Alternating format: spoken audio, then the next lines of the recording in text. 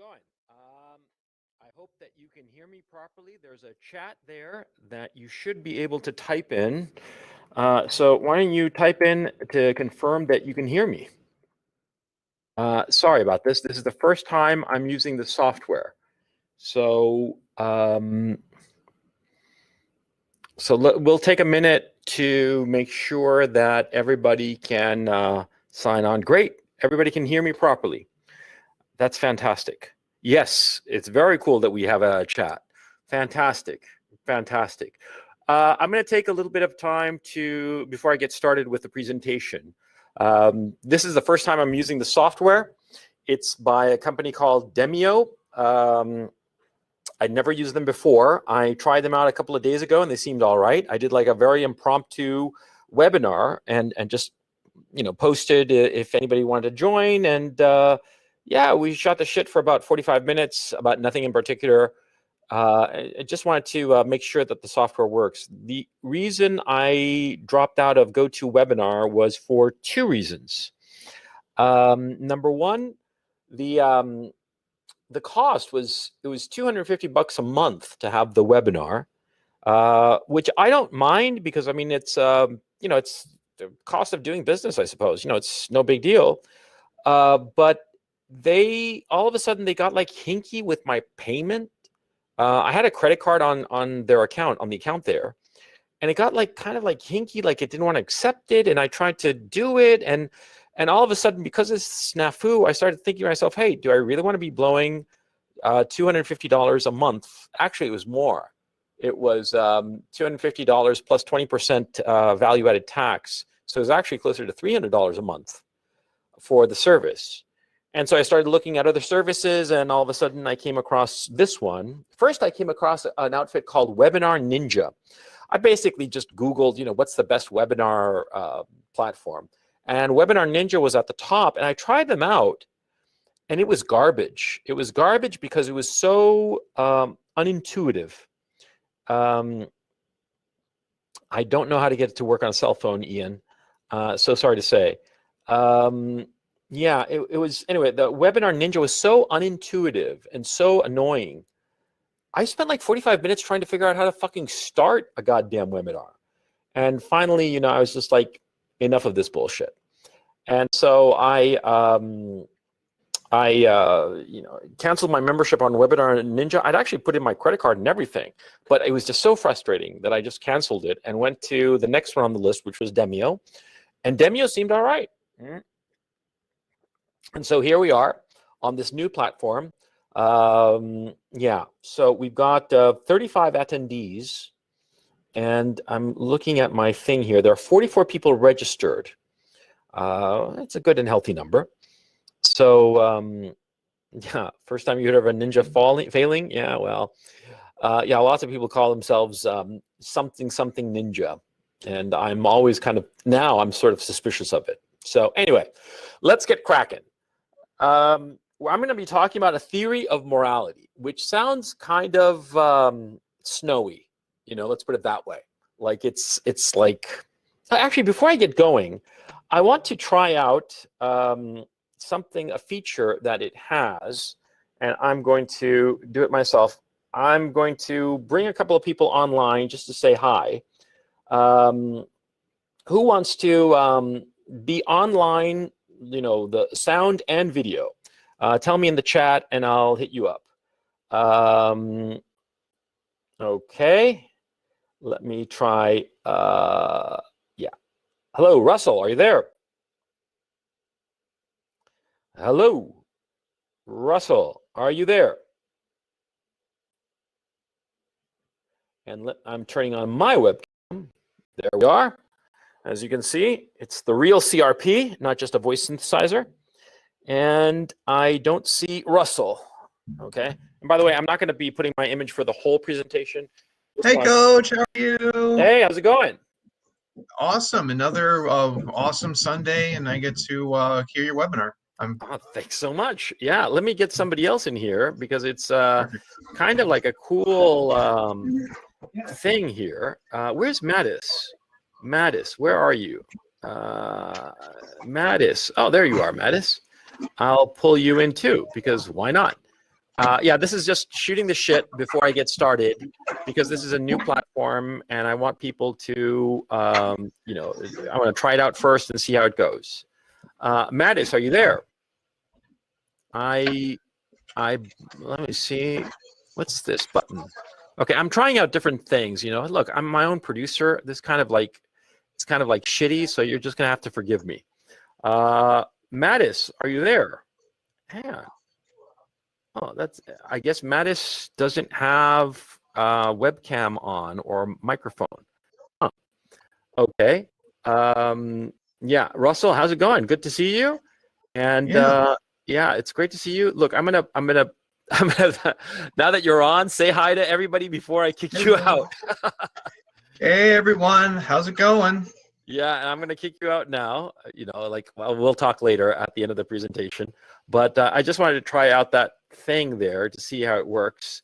And Mattis, I'm going to, yeah, I'm just allowing you. I'm just trying this out, okay? And I know it's a little bit annoying, and I'm going to blink off here because you don't really need to see me doing this. Before we get started, there is a handout thing that I want you to get. I'm sharing it right now. I don't know where you get it, but it should appear like download. Oh, great. You guys are all downloading it. That's the entire presentation. Now, the reason I'm putting it as a handout is, number one, so that you can have something that you can peruse, because there are multiple slides in this presentation. And number one. And number two, you can check it out later at your leisure and read it. Number three, I'm unsure about the quality, the image quality of this webinar. You know, when I did the previous test webinar that I did a couple of days ago, that was just a really impromptu thing. I later checked the video and the image quality was not the best, to tell you the truth. And it was actually kind of hard to read any text that appeared on screen. And so I'm a bit worried about that. And so I figured I'll just give you a handout so that you can have it and yeah, read it at your leisure, follow along as I go along, you know, yeah, because I don't really worry about the whole, you know, spoiling thing. You know, it's stuff to consider. And so anyway, let's get cracking. Now, let me give you a little background as to why I've been developing this theory of morality. It seems to me that there are a lot of interesting things going on in evolutionary psychology on the one hand. And on the other hand, on a personal level, I've always wondered why it is that certain redistributive ideologies periodically emerge. I'm talking basically socialism.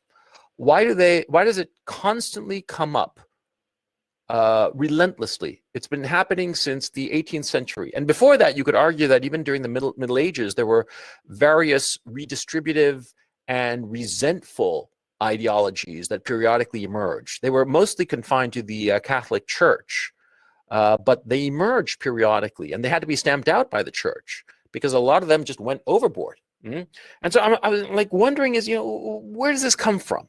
Why is it that it consistently happens? And I also been reading about moral theory, and I was always unconvinced by the various moral theories. Like, for instance, John Rawls' theory that he sort of like had what was just and what was moral, and it was sort of like a distinction without a difference. And it just seemed like all kinds of mental gymnastics that failed to account for historical development. Because a lot of moral theories that I studied in college, I studied philosophy, and I had to take moral philosophy. And all these different theories that I studied, they all seemed to be based on what was going on today, but didn't have any kind of historical development. They didn't have any kind of evolution, you know? I'm not talking about evolution in the Darwinian sense, but like evolution in the sense of like development. How did it start? How did it grow? How did it become something? Okay. There were just rather theories that said, okay, this is what's moral and this is a moral theory, but it just applies to today. And if you took that same moral theory and applied it, say, 1,000 years earlier or 2,000 years earlier, it just fell apart. And so I started asking myself, you know, what are all these theories striving towards? And this theory that I'm going to present to you is something that I've been developing over a number of years. And I'm planning on writing about it. I mean, I have lots of this shit written down, okay? So I will be publishing it at some point. But I think this is the solution, or at least the solution that works for me. And you be the judge if it works for you or not. And if not, well, it's just something to think about. Because ultimately, it's all just stuff to think about. Think about and come to your own conclusions. Okay, so let's get started. A theory of morality. Well, it seems to me that, let me just, sorry, I'm like, yeah, okay, origins of morality. This is the first slide. It seems to me that morality or ethical behavior, when I talk about morality and ethical behavior, consider it the same thing. Morality, ethics, the same thing. What is just? Consider it all the same thing, just synonyms rather, of the same concept. Morality comes from the emotion of fairness. Notice, the emotion of fairness, which is inherent not only to human beings, but also primates and other animals. Other animals, and this is studied, and you can look it up for yourself on Google, other animals perceive things that are fair and unfair, specifically in the distribution of food. Monkeys, for instance, are willing to kill one another if they feel that the distribution of food is unfair. If one monkey is getting a disproportionate share of the food over the others. If it's within a certain bandwidth of, say, plus or minus 20%, they're all okay with it. But if it's like one monkey gets it all and the other gets nothing, it's not only that the monkey that gets nothing is willing to fight, it's other monkeys that are just observing the interaction that are willing to tear apart the monkey that is hoarding all the food. And this has been studied in zoology, or the study of monkeys. I forget the name of it right now, but you get the point. The same thing happens with animals. Animals they know what's fair. And you know how you could tell the most obvious thing is, for instance, those stupid videos where they have a dog and they bring their little bowl of food, and there are only like 2 nuggets.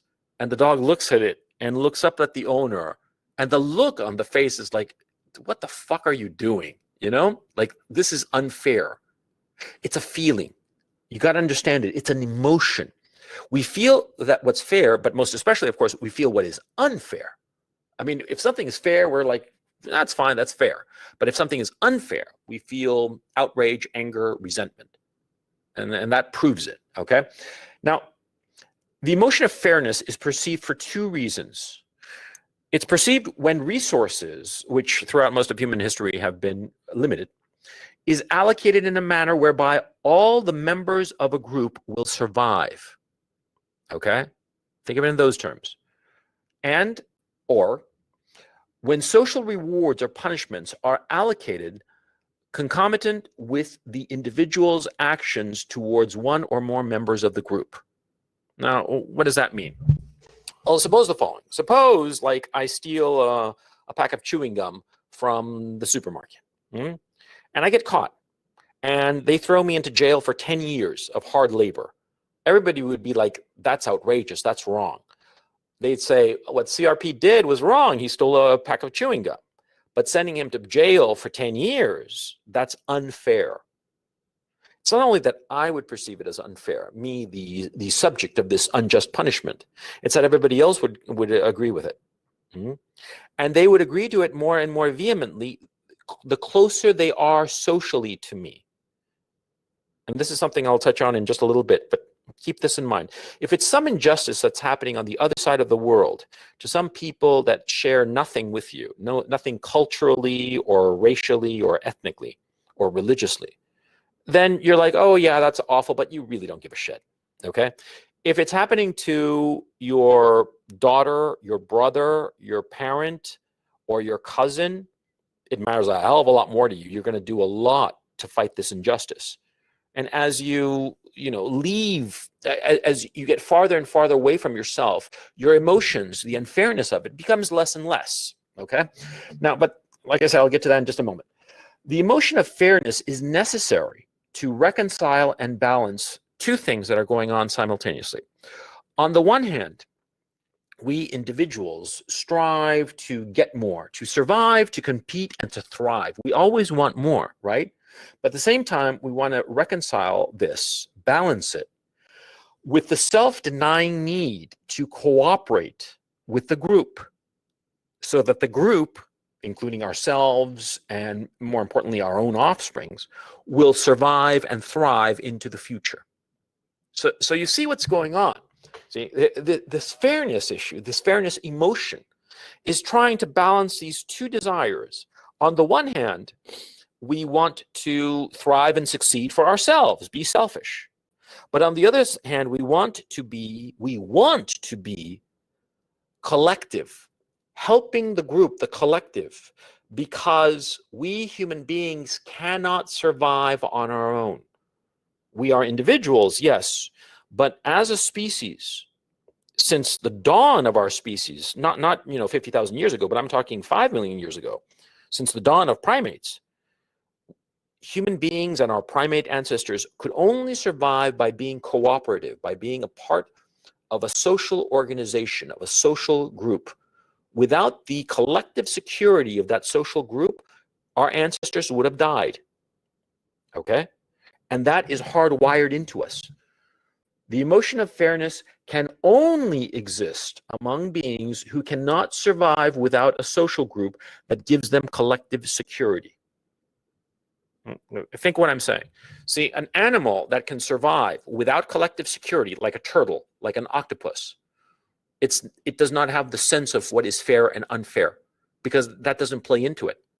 But an animal that needs a social group in order to survive, like human beings, like monkeys, like dolphins, like dogs, like just about any animal you can think of, that animal is going to know what is fair and what is not fair. Okay? And you start looking at animals that can survive individualistically, and you'll realize that they cannot have this sense of fairness, because the group does not matter to them, because the group does not provide collective security. Okay? It's all an issue of collective security versus individual striving. The emotion of fairness is trying to balance these two contradictory desires in human beings and in all other social animals, all other animals who require a social group in order to survive. There is the tension between these two impulses, and fairness is the emotion that regulates that tension. Now, like I was alluded to earlier, see, relative or perceived distance, both geographic and social, influences the strength of fairness. Like I said before, somebody on the other side of the world, I mean, who is of a different country, a different language, a different religion, a different race, something horrible happens to them and you're like, man, that's so awful. What's for dinner? And what's on TV later tonight? You see my point? Think of the two pancakes hypothetical, okay? See, I have two pancakes, and I'm sitting at the dinner table, and my brother doesn't have any pancakes. He will perceive it as unfair if I do not give him a pancake. And that's pretty obvious, right? I mean, think of like two children, a 7-year-old and a 5-year-old. I have a 7-year-old and a 5-year-old, so I know what I'm talking about. If one has two pancakes and the other doesn't have any, the one that doesn't have any is going to scream bloody murder. And of course, the parents are going to say, yeah, it's not fair. Whichever one has two pancakes, they have to give up one pancake to the other sibling, especially if they're just sitting there together. But the greater the distance between them, the less the strength of the fairness doctrine is. You see what I mean? Now, here's a key issue, which is the issue of empathy. See? More often than not, our empathy preempts us from acting in ways that are unfair. If I get two pancakes and my brother is sitting there at the table and I just got two pancakes and I walk in the door of the kitchen, right? Without him having to say anything, by way of the act of empathy, I will give him one of the pancakes. Because empathy, what is it? It's imagining yourself in the position of the other. And it's very easy for you to imagine yourself having no pancakes and your brother having two, and you're just staring at him while he eats two pancakes. So you see the issue of empathy. Empathy is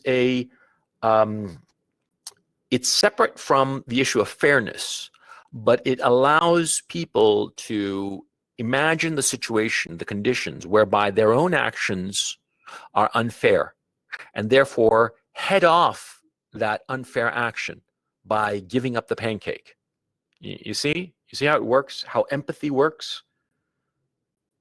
Okay, the closer the inequality is perceived geographically or socially, the greater the urge among all participants to right the unfairness.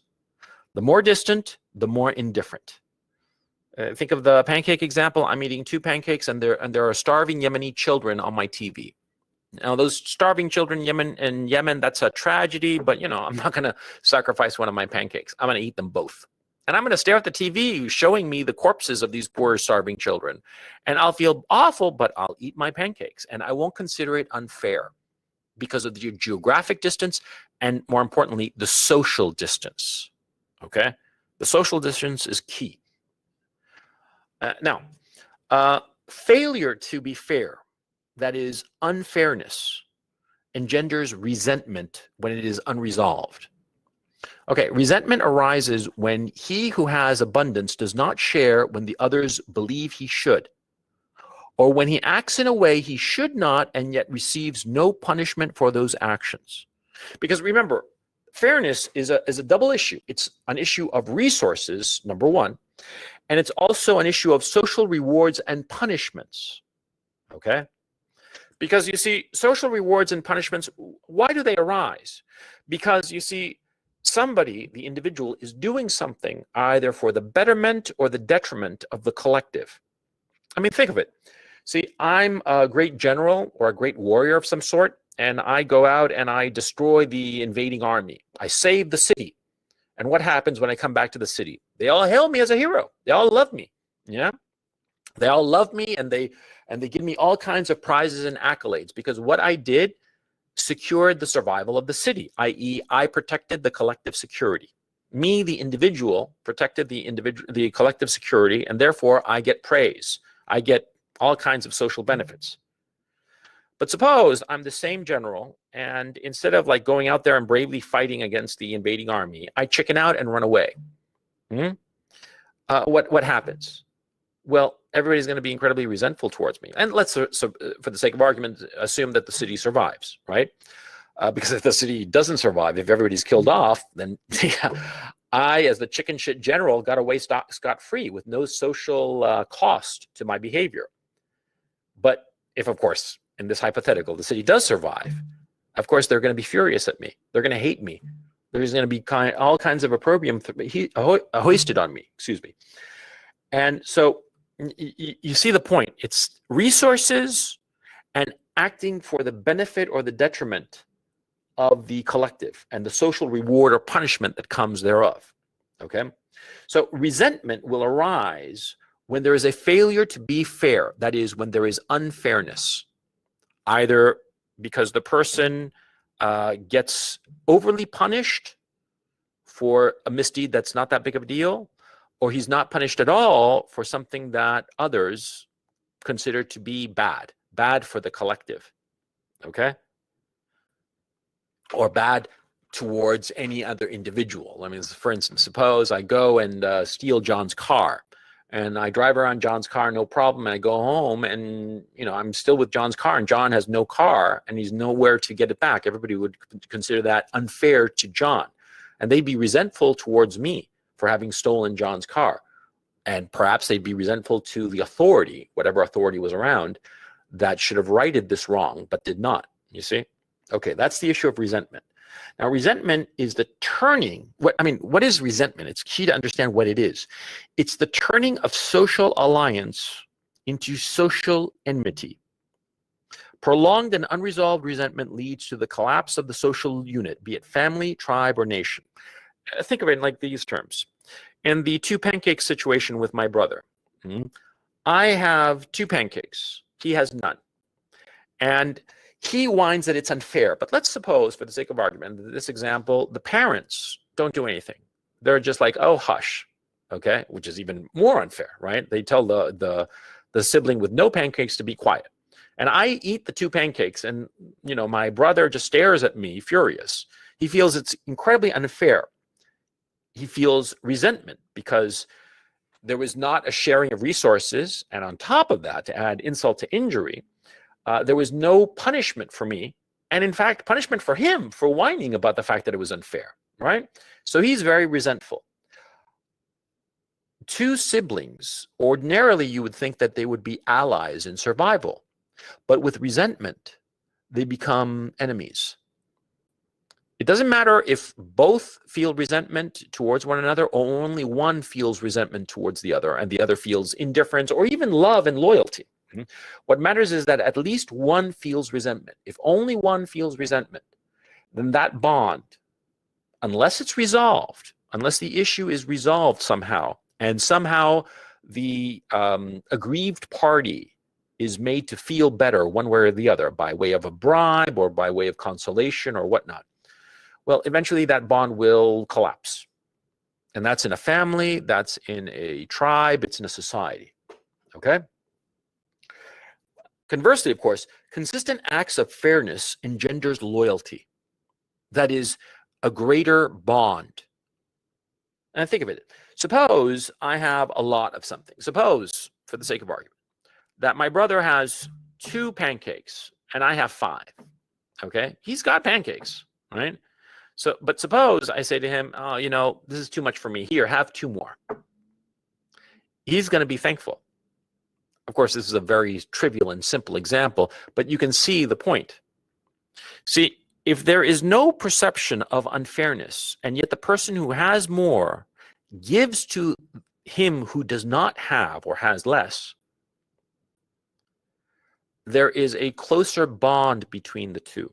And not only between the two, but also between those who observe the interaction. Because they look at the person who gave up some of his, who sacrificed some of his resources for the others, for the other individual or for the other perhaps several, and they see that person as a quote unquote good person. And that engenders good feeling towards them. You see? So if he who has abundance shares when there is no perceived unfairness, if he does not, that is largesse, this creates loyalty in both who receive this bounty and those who do not benefit from it but are aware of it. Okay? Loyalty is the strength of social alliance, be it family, tribe, or nation. Loyalty is credit for the future, for future difficulties. The more loyalty you build, the more you will be helped in the future when you need it. You see? That's why it's so important. Now, a key issue in so far as fairness is concerned is that there is often a mismatch in perceptions of fairness between social participants.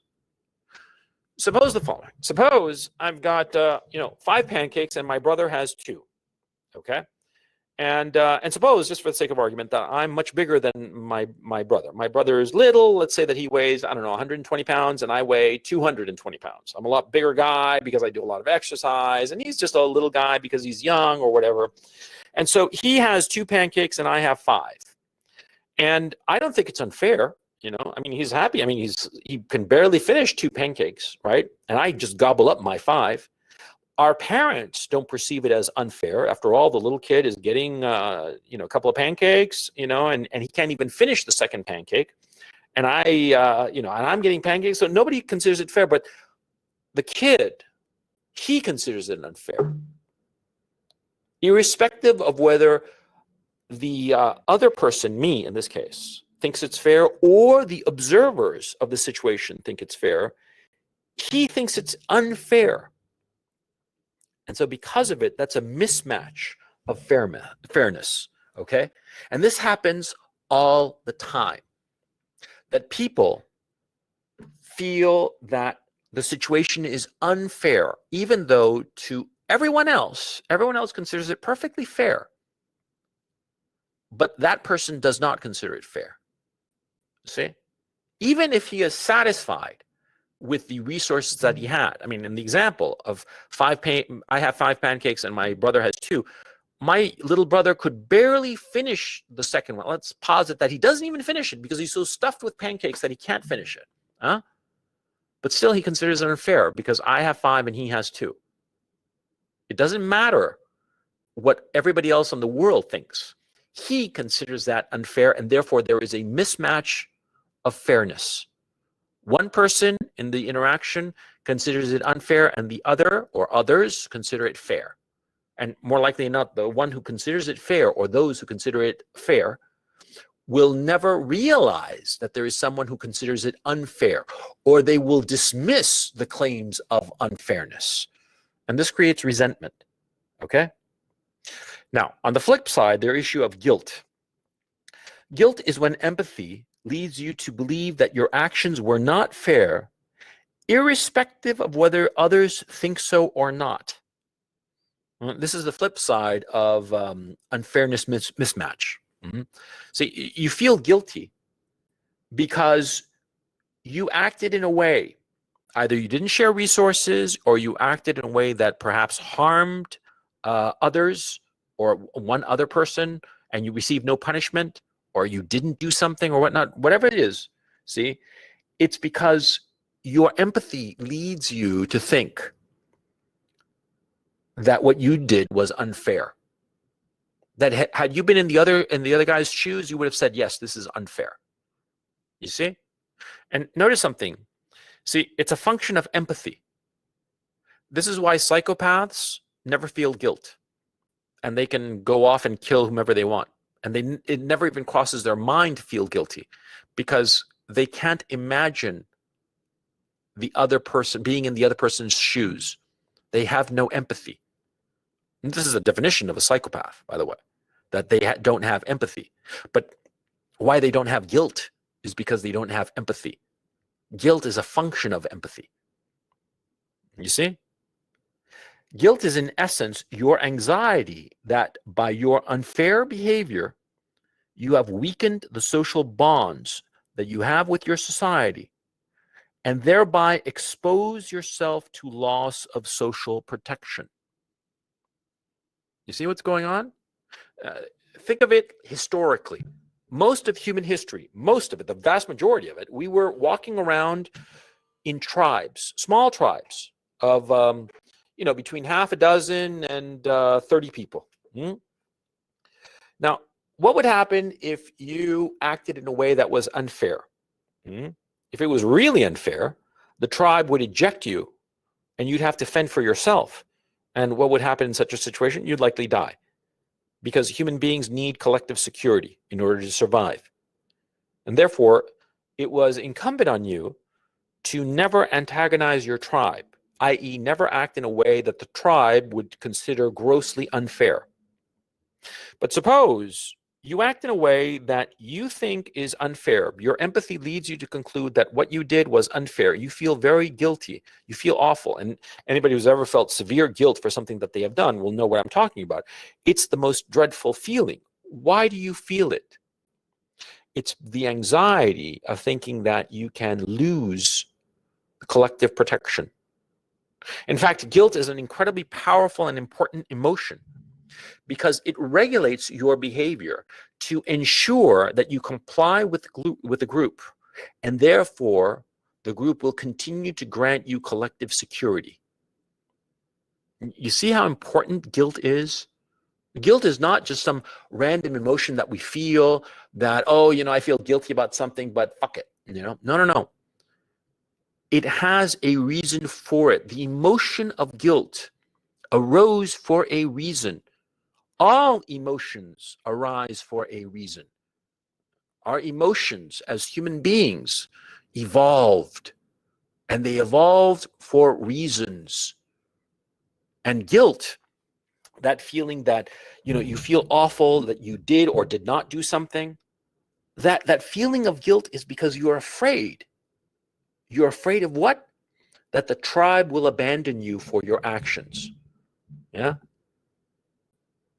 And what do guilty people do, or people who feel guilt? What do they usually do? They go up to the person that they believe they have wronged and say, please forgive me. I'm so sorry for this or that or the other. And they are trying to make amends. I mean, people say they try to make amends, but what does that mean? It means to bribe your way back into the good graces of the individual that you harmed, not only so that you get their approval, but also the approval of the group, and they will therefore not kick you out of the group. Making amends is an inherited evolutionary aspects of our psychology that comes from us trying to get back in our group, even if the group does not know what we have done, because we fear that eventually they will find out what we have done and therefore expunge us from the group. You see what's going on? That's why guilt is very, very important. And guilt is the primary negative emotion of morality. You got to keep this in mind. It's the stick. If on the one hand we want to do good so that we get welcomed into the city as a hero, and everybody loves us and everybody throws flowers at us and just like laughs at all our jokes and wants us to go to all the parties, yeah? The flip side, the stick of that carrot and stick equation is guilt. It's the fear of being expunged from the group. Okay, now let's move on to moral systems. This origins of morality is basically, as I see, like I said, the origin of morality. What are moral systems? Okay, so a moral or ethical system, again, morality, ethics, justice, it's all the same thing. They're all synonyms. Moral systems, including those of religious origin, are attempts to create a priori principles that can successfully answer all questions of fairness. Think of it. What is every moral system? Think of the Ten Commandments. You know, apart from the first one, there is no God except God, or whatever, thou shalt have no other God, right? What is it all about? It's about, you know, don't take stuff. Don't take the Lord's name in vain, but also don't steal your neighbor's ass. Don't steal your neighbor's wife. Don't steal, don't take, don't do this, don't do that. What are they? They are a priori principles. And they are supposed to ensure that you act in a fair way.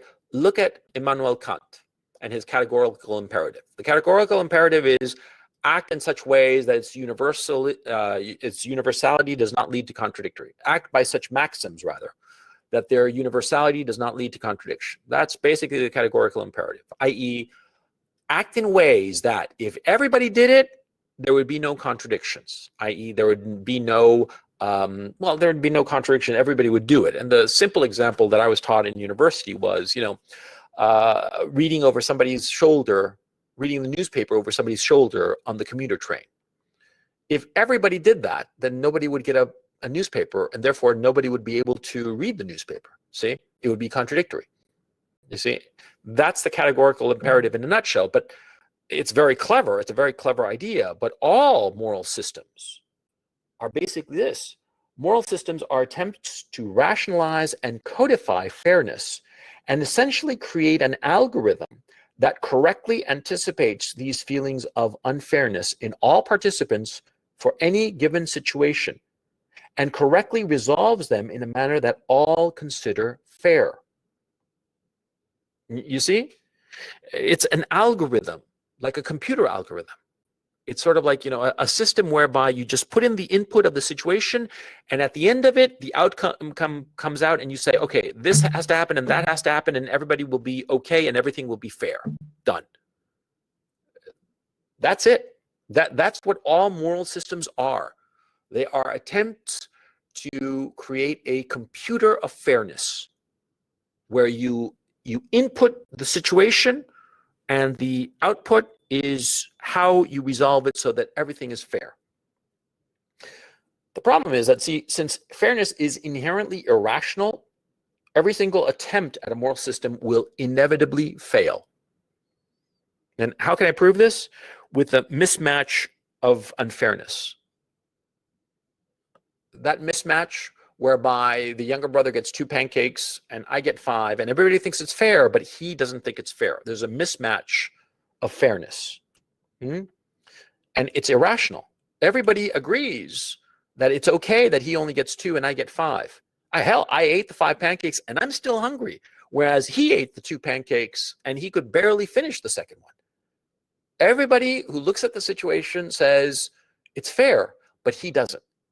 And fairness is an irrational, it's an emotion. It's irrational by definition, okay? Because some people will think that one situation is fair and others will think that the situation is unfair. That's why no moral system can ever be created. There is no universal moral system. Why do we have this need for a moral system? Is actually the more interesting question. And the need for a moral system arises for 2 reasons. Number one, when a society becomes too numerous for simple determinations of fairness between its members. It's too numerous and people don't know each other. And so we need to create some sort of system of fairness, of morality, because there are so many people and they don't know one another, okay? And the other reason is when the society anticipates that future events will bring about questions of fairness that must be answered preemptively, or else risk causing unfixable resentment in the society, which will lead to its self-destruction. Because a lot of times, see, especially as of the last 1,000 years, specifically the last 500, 300 years, society, technology has been improving and creating conditions such that we realize in an inarticulate way that problems will arise in the future that need to be addressed and solved somehow, because of our society becoming increasingly more and more complex. And because of this complexity that is arising and which we can easily anticipate, we realize that we need to have some sort of moral system that can answer them all, that can answer these forthcoming questions, these forthcoming moral dilemmas of fairness that we know are arising, but we need to solve them now before it creates resentments that will tear apart our society, okay? Now, simple rules of fairness that all in a given society can agree upon without debates are deemed laws. Yeah, because there are simple rules in our society that in every human society, practically, we all agree. To give a simple, obvious example, if I go up, I'm walking down the street and I come across some random woman I've never seen before. I have no idea her name. And I just take out a gun and shoot her in the head 3 times to make sure that she's really dead, right? Fuck it, I'm going to go straight to jail. And there isn't a society in the world that would act any different, because I just went up and randomly shot some poor woman. I killed her dead right on the sidewalk there for no reason whatsoever. That kind of, and suppose, to add insult to injury, suppose that I decided early on, I said, like a week ago, I said, something? Next Sunday, I'm going to get a gun and I'm going to go and shoot some random person that I have no idea, I've never met before. I'm just going to kill her dead. I premeditated this random murder, okay? Every society in the world would agree that's fucking evil. That is fucking evil and you should be punished. Every society would agree. And not just every society today, every society in all of human history. Even the most bloodthirsty societies would agree, shit, man, that's fucking evil. You should be punished for it, okay? And the punishment would be whatever that society thinks is fair. But that's not the point. The point is, see, there are certain actions that in every society, no matter how diverse, everybody will agree are bad things and should be prohibited. Killing a random stranger, poisoning the water supply, killing a child. I mean, you can go on, and you know what I'm talking about. I mean, this is not up for debate, yeah? These are, or not, it's not that up for debate. Everything is up for debate, but the point is, see, it's not something that I really need to prove. That's pretty obvious, that there are certain rules that we all agree are bad. Laws are often as not post hoc rules arising out of specific unanticipated problems of fairness in a society, okay? I'm not talking about the big laws like, thou shalt not kill and thou shalt not steal. I'm talking about all the other kinds of laws that arise over time. More often than not, a law will be written, will be created because a problem arose, a problem of unfairness. And so the society, no matter how it's structured legally insofar as passing a new law, it will create a new law for this unfairness that people will think, no, it's unfair and we should have a law to prohibit it. You see, that's how laws arise. But see, of course, laws are blunt instruments. Laws are for everyone, and they have to be the same for everyone. But every situation is different. Okay? Again, think of the pancake example. Me eating 5 pancakes, my little brother eating 2. I mean, you're not going to pass a law about such a thing, right? It would be absurd. I mean, it's so trivial. It might happen a lot, but it's so trivial. And how would you enforce it? I mean, there are the practical limitations of law enforcement. You can't have policemen, right, staring at a couple of kids and watching how many pancakes they eat. It'd be crazy. Okay, so the law is a blunt instrument that applies to everyone. Mm-hmm. But the individual cases of unfairness, that's a different story, you see? And that's why we need a moral system, because laws cannot cover every instance of fairness and unfairness, you see? Because ultimately, the application of fairness or unfairness, the punishment and the rewards for fairness or unfairness, they come from the society. The law is merely one more expression of the society, an instrument of the society, but it's not the entire society. Mm-hmm. In the case of me eating, say, 2 pancakes and my brother getting 0, it's not the law or the state that would punish me. It would be my parents. And my parents would say, what the hell are you doing? You eating 2 pancakes and your little brother gets 0? Fuck you. Give him one of the pancakes now. And they'd smack me upside the head. That would be my on-the-spot spontaneous punishment for my unfairness of eating 2 pancakes while my little brother gets 0. You see? But the parents, they're members of society. Huh? You got to keep in mind, society is us. Okay? Okay. So, now, why is there no universal moral system that has so far succeeded? Well, it should be obvious, because fairness is inherently irrational and subjective. There are fairness mismatches among participants, as explained before, where I ate 5 pancakes and my little brother barely could finish the second, right? Because fairness is irrational and subjective, okay? Not to mention situational, such a wide variety of potential situations that it's unpredictable in a practical sense.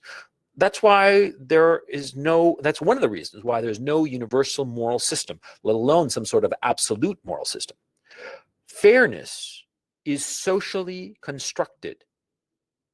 And this is a key issue. And don't let it scare you off because the fucking postmodernists talk about social constructs. In this case, fairness actually is a social construct.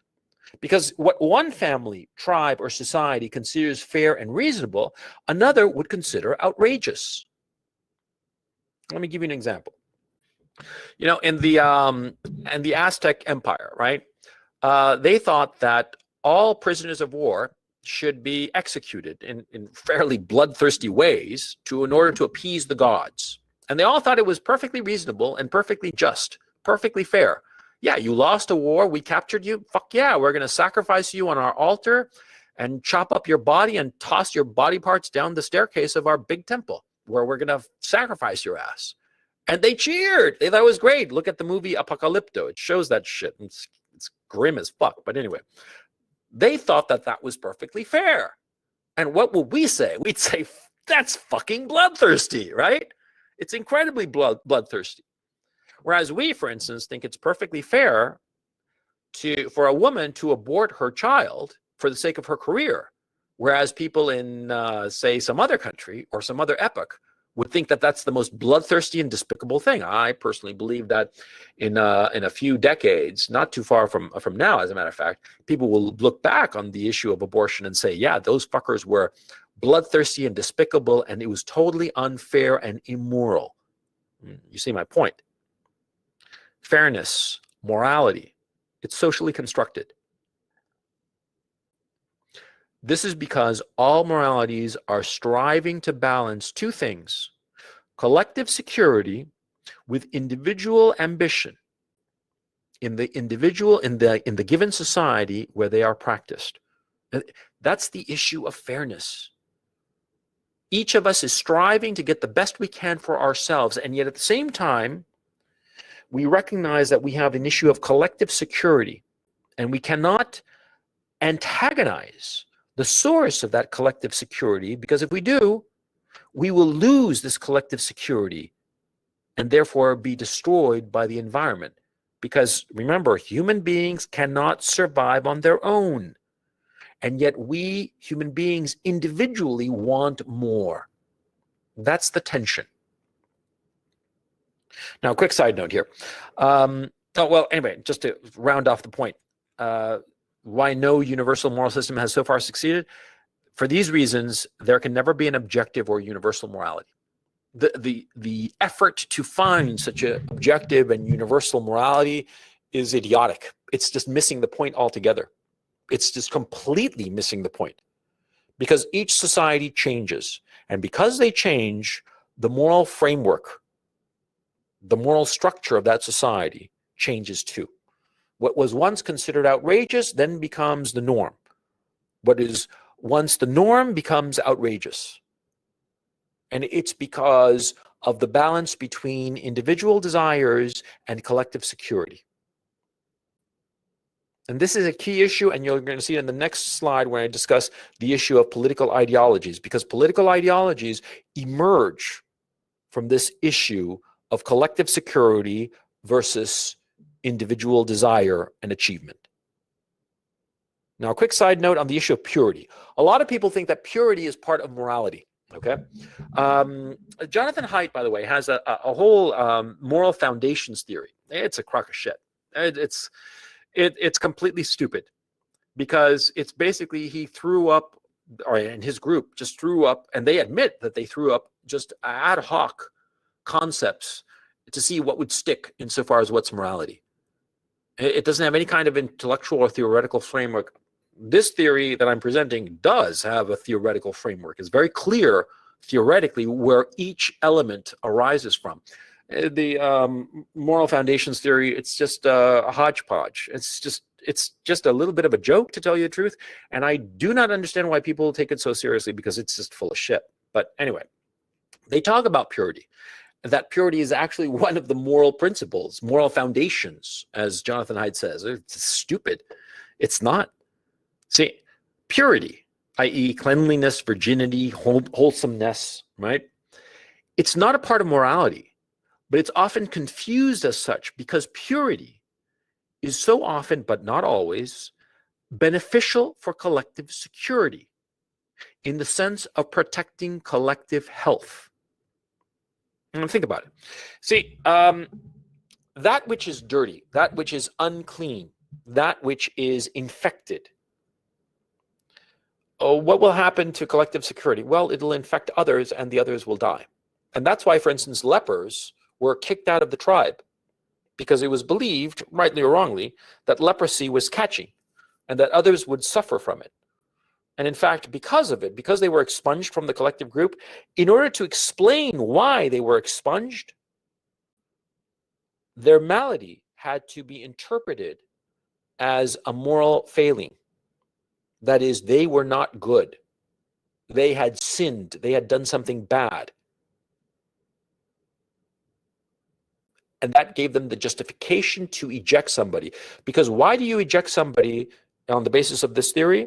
On the basis of this theory, you eject them when they act in ways that are unfair or bad for the collective. If it's bad for the collective, they eject you. Unfairness causes resentment, which is bad for the collective. You're rejected. See?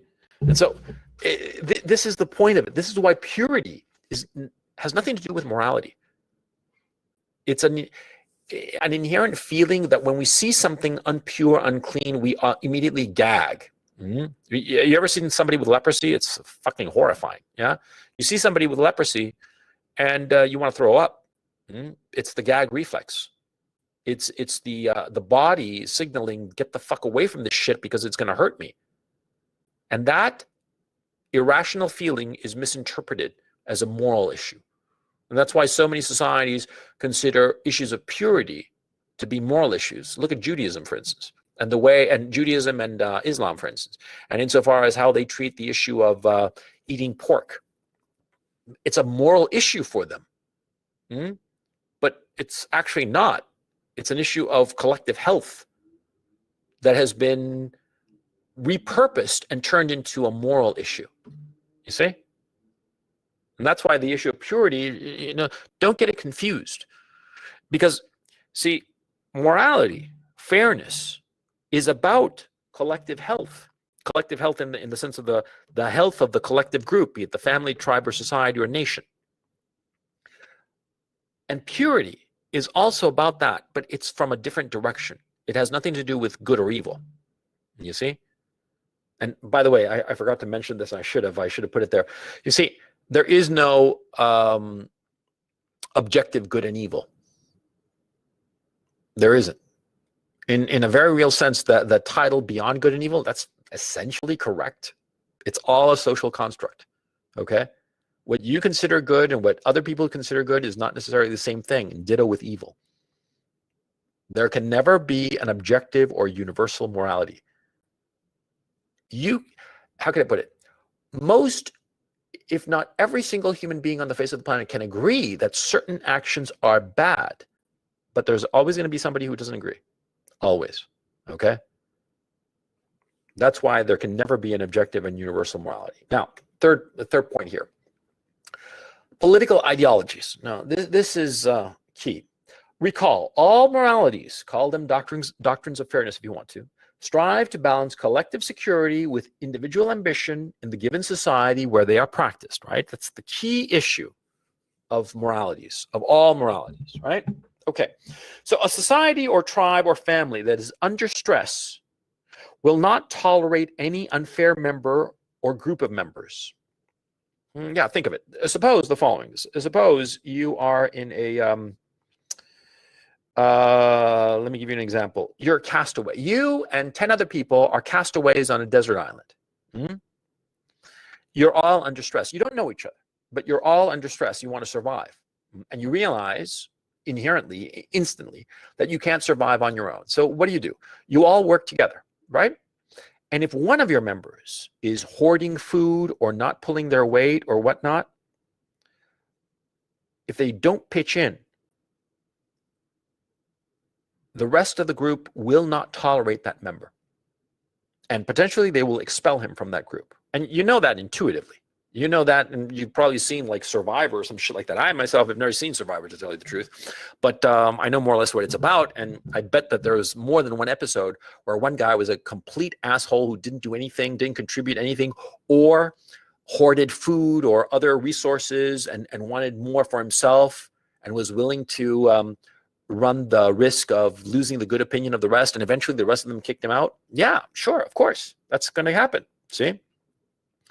In a stressed society, tribe, or family, all will be expected to pitch in for the benefit of collective survival.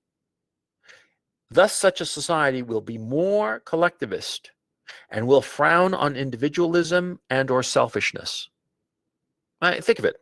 You're in a nation that is at war, and it's losing the war, or the war is at a standstill or whatever. But the point is, see, everybody is miserable, but I mean, the war is going terribly, right? And you, you know, are they going to tolerate you having like a lot of money or a lot of food for yourself or a lot of resources or whatnot? Are they going to tolerate you like trying to shirk your military obligations or something like that? Or in other words, not pitching in for the war effort, right? I mean, the whole nation, the nation you live in, is on a war footing, trying to survive this war and win. Do you think that they're really going to put up with you like not pulling your weight? Do you think that they're going to say, oh, it's perfectly fine? No, they're going to be fucking pissed off. Yeah, they're going to be pissed off, and they're not going to tolerate it. And you are going to realize it. And because of the social pressure around you, you're not going to knuckle under. Of course.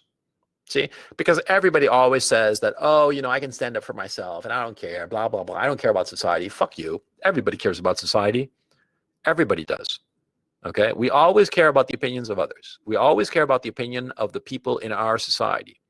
Because, again, first principles, it goes back to the issue that human beings cannot survive on our own. We need the collective in order to survive. And if the collective turns its collective back on us, we're fucked. And that's why we care. And that's why we knuckle under when the social signals coming our way saying, hey, buddy, what you're doing is not cool. we knuckle under. Mhm. Conversely, of course, in societies with self-perceived greater collective security, whether it's real or not, it's self-perceived greater collective security, there will be a greater tolerance for unfair or so-called selfish individuals or groups of individuals. Think of it, you live in a society that's perhaps it's not rich, but it feels very secure and safe. Whether it's real or not, that's not the point.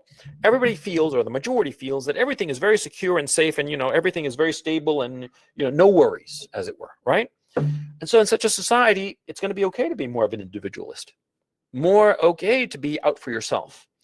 In fact, this society will be more self-consciously individualistic and celebrate individualism. Why? Because the collective security will allow for this individualism to flourish. In the previous example, or the previous situation, the converse situation, where the collective security is under stress, in such a situation, everybody is expected to pitch in to help all of us survive, okay? Because remember, when you help a collective, you might sacrifice yourself and die in order to save the collective, but see, the collective is going to take care of your kids once you're gone, see? The collective, because your kids are part of the collective. Yeah. I mean, you care for your kids more than you care for your neighbors in this collective, right? But still, your kids are a part of this collective. And so if you sacrifice yourself for the sake of the collective will take care of your kids. And in fact, if it is clear that you made a self-sacrifice of your life for the collective will make even more efforts to take care of your children because you're a hero. You see? Okay, but on the converse side here, when the society is really secure, there's no external threat, then it can allow people to be more individualistic, more selfish, because the collective is strong. The sense of collective security is strong.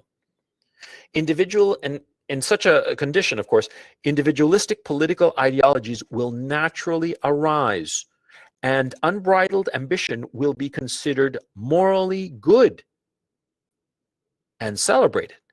That's the whole point of objectivism. And in fact, I would argue it's the reason objectivism, Reagan Thatcher, laissez-faire capitalism, and Nietzsche, they all arose in these societies that had strong collective security.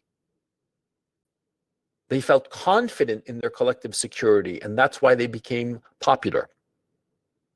Remember, do keep in mind, it's not that these writers or these ideas originated in these periods. No, it's that the majority, or not a majority, but a large segment of the population took up these ideas and embraced them. You see? Because, for instance, Ayn Rand, she's popular in the West, which has strong collective security. Do you think that Ayn Rand is popular in, say, some African nation that's constantly at war? No. The notion of individualism in such a nation where everybody's under duress and individualism is frowned upon because everybody's got to work together so as to survive as a collective nation. Yeah, that kind of ideology, objectivism, has no place. The worship of the individual has no place in such a society under duress. In a society that is secure in its collective security, then yes, like the West, you see? Just because somebody happens to write something doesn't mean that it becomes popular. It only becomes popular when the conditions allow for it, see? Ditto with Nietzsche. Okay, so secure societies will tolerate, because of this, because that secure societies are more self-consciously individualistic, such societies will tolerate greater socioeconomic distance between members at the top and the bottom. That makes complete sense now, doesn't it?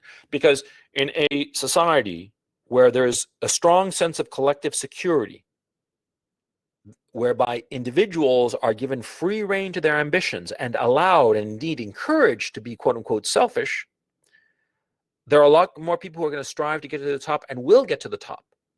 And so the extremes between the top and the bottom will grow.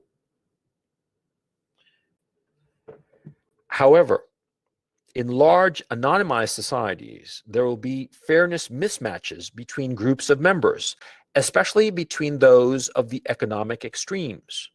Remember, fairness mismatches are when one party perceives that the situation is unfair. Whether it's true or not, it doesn't matter, because remember, unfairness is a subjective opinion. Okay? It's never objective. It's irrational. It's a feeling. You can't control it. Now, if those people at the bottom feel that it's unfair, okay, those at the top will think the society is fair, of course, because they're at the top, and those at the bottom will think it's unfair. Those in the middle, and the middle is always the battleground. Those in the middle will think it is fair, the society is fair, so long as there is a credible belief among them that either they or their children can rise to the top of the socioeconomic hierarchy. And this is a key issue. See, nobody minds if they're middle class so long as they believe there is the promise that they can become upper class, that they can become rich. If people are convinced that they can become rich if they try, no problem. They're okay with being lower middle class or even low class, or even poor. They don't mind if there is the credible belief that they can get to the top. Okay? That's a key issue, and that's the battleground. Now, this fairness mismatch, whereby the bottom thinks that the society is unfair and the top think it's fair, this fairness mismatch will create resentment among those at the bottom of the hierarchy, or those in the middle echelons who believe they can never rise to the top of the hierarchy, leading to a desire to punish those at the top of society. What does this mean? It means that, see, if you're at the bottom and you think that the society is unfair, right? And you're going to want to punish those at the top. Now, whether you can or not is not the issue. You will want to punish them either in whatever way you can imagine, right? Taking away their riches, or, flogging them, or whatever the fuck. It doesn't matter. But you want to punish them. Now, those in the middle, they will also feel resentment if they become convinced that they cannot rise. Because, see, those in the middle who think that they cannot rise, they will think it's unfair. And because they think it's unfair, but there's no resolution, because those at the top think it's fair, and those in the middle who believe that they can rise also think it's fair. Well, those at the bottom and those in the middle who think that they cannot rise and therefore the society is unfair, those people will become more and more resentful. And what will matter is their numbers. Because if they're, say, 15%, okay, that's fairly large, but it's not a revolutionary number.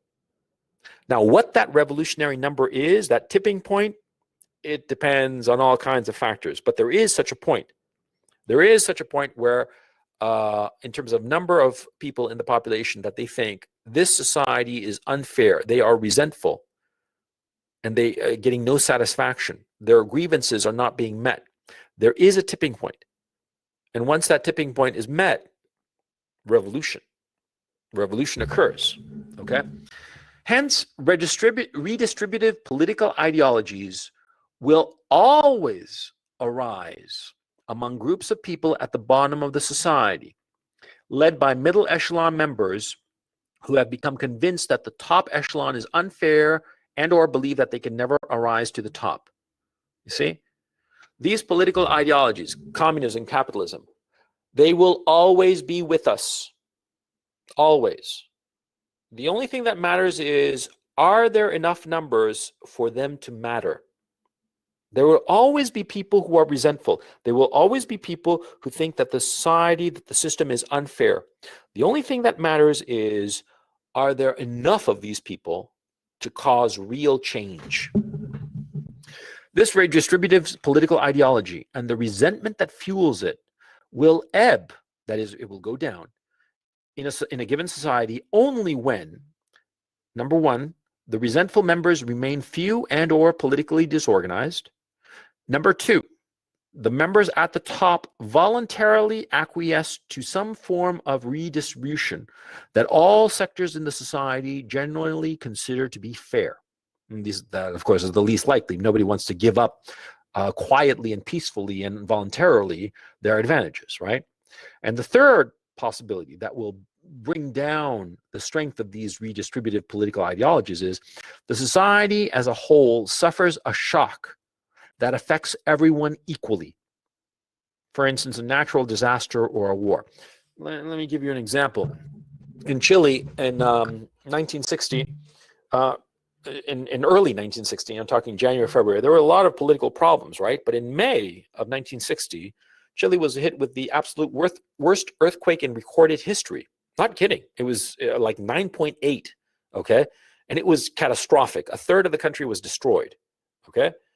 And because of this calamitous natural disaster, all political problems were set aside. All resentments, all political arguments, they were just thrown aside. Just nobody could give a shit because everybody got to the task of rebuilding because everybody suffered the same. And they all suffered tremendously, rich and poor alike, okay? I mean, there were rich families whose houses collapsed and killed everybody inside. There were poor families who were left destitute. I mean, everybody suffered. I mean, it was the wrath of God that hit everybody, rich and poor, old and young.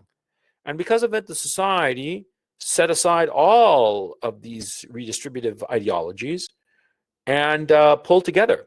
And this unity lasted actually a good 4 or 5 years before finally the country was more or less rebuilt, and then the old resentments rose up again, and then we had all kinds of problems because eventually we had a communist regime in Chile. But you see the point I'm trying to make.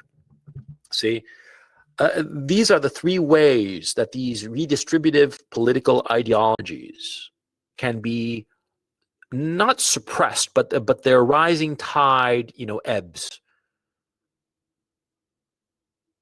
The resentful members are few, or they remain politically disorganized. And of course, political sabotage is the way that a lot of countries have handled these redistributive political ideologies. Okay, that's number one. Or the members of the top voluntarily give up their share. They try to make it fair.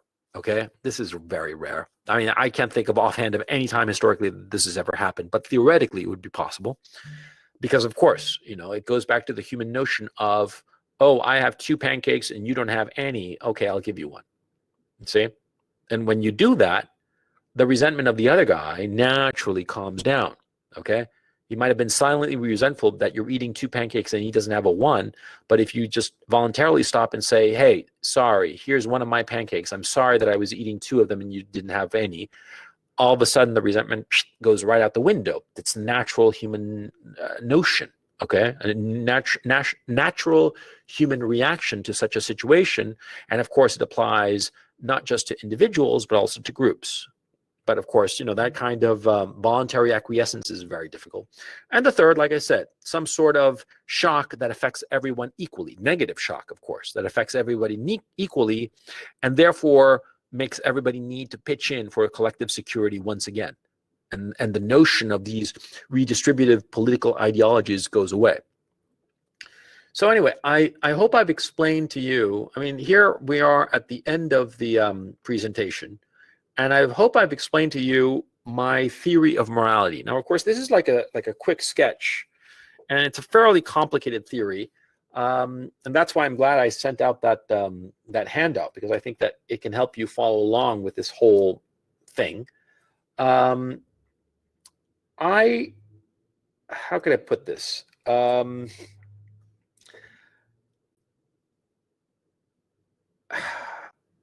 Okay, I'm gonna sound really arrogant and like a full of shit, but okay, fine. I mean, you guys know that I'm an arrogant son of a bitch. I think that this is the right moral theory. I think that everybody else, I'm talking everybody else, they're basically wrong about morality. This is it. It's an issue of fairness. And I can tell you that I've given it some thought, and my own background is such that I studied history and I studied philosophy in university. But see, the real origin of the real starting point of my intellectual life was math. When I was a boy, when I was about, I don't know, 9, 10 years old, I became a math junkie. I just loved math. And I loved the high I would get from getting to the right answer. I didn't, how can I put it? It's not that I was interested in being right. That wasn't it at all. I've never really cared about being right. I've always cared about that high you get from hitting the right answer. And it comes from, like I said, my experiences as a boy. As a boy, I would just gobble up all those problem sets that I'd get for homework or whatnot. I just love doing them.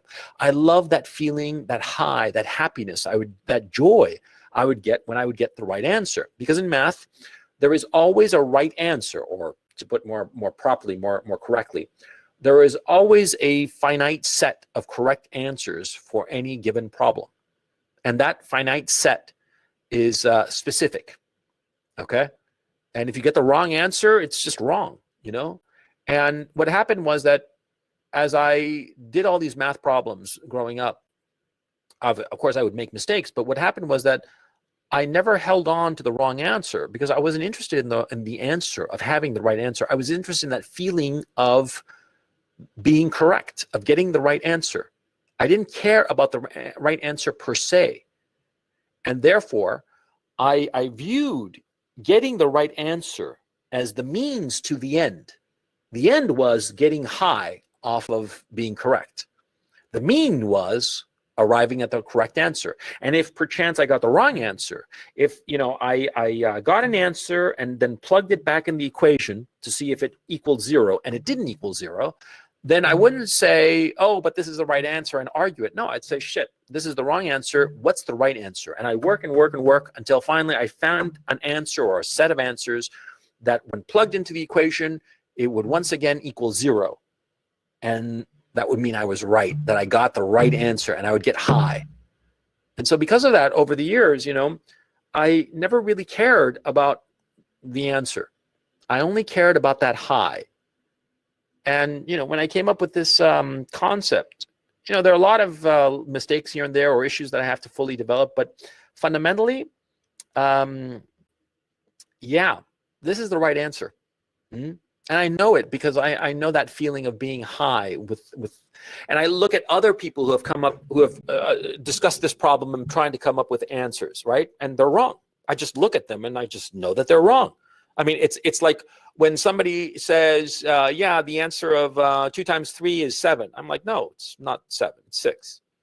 And they're like, no, it's 7. I know it's, I'm telling you, dude, I know it's wrong. I know it, okay? And yeah, and how do I know it? Yeah, because, you plug it into the equation, the original equation, and you get it wrong. Well, in this case, for instance, a simple equation, x minus 3 is 0. Therefore, x equals 3. And that's x equals 3. That's the answer. And if you plug it back into the equation, you replace x with 3. 3 minus 3 equals 0, right? And somebody comes at me and says, no, x is 5. I'm like, no, it's not. And they're like, x is 5. And I just say, look, plug it into the equation, see what happens.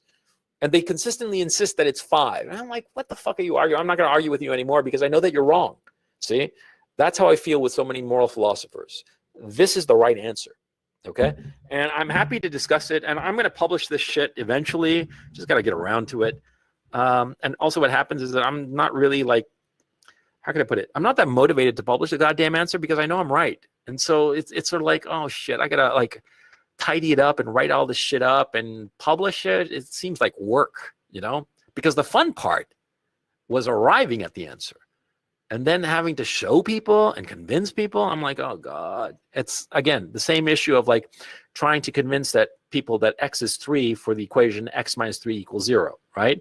I know it's the truth, and I have to go out and convince people of this shit and argue with them, argue with every numbskull who tells me that x equals 5 or x equals 1,000,000 or some shit like that. It's fucking boring. See, that's a little bit of my problem, okay? But anyway, yeah, shit, I've been talking. How long have I been talking? Holy fuck. Oh, it's not that long. So 1 hour and 20 minutes. Oh, I thought it was going to be longer. So anyway, let me, oh God, this, unfortunately, it's not as efficient as the GoToWebinars because the GoToWebinar, it had all the questions there very neatly. Okay, so let's do this. Let's start with questions, okay? Who has a question?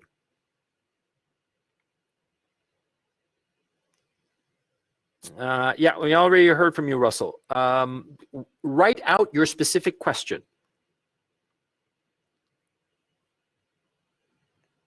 Okay, Steve O, it's right there in the handout. Okay, that's as concise as it gets. Basically, morality is an issue of fairness.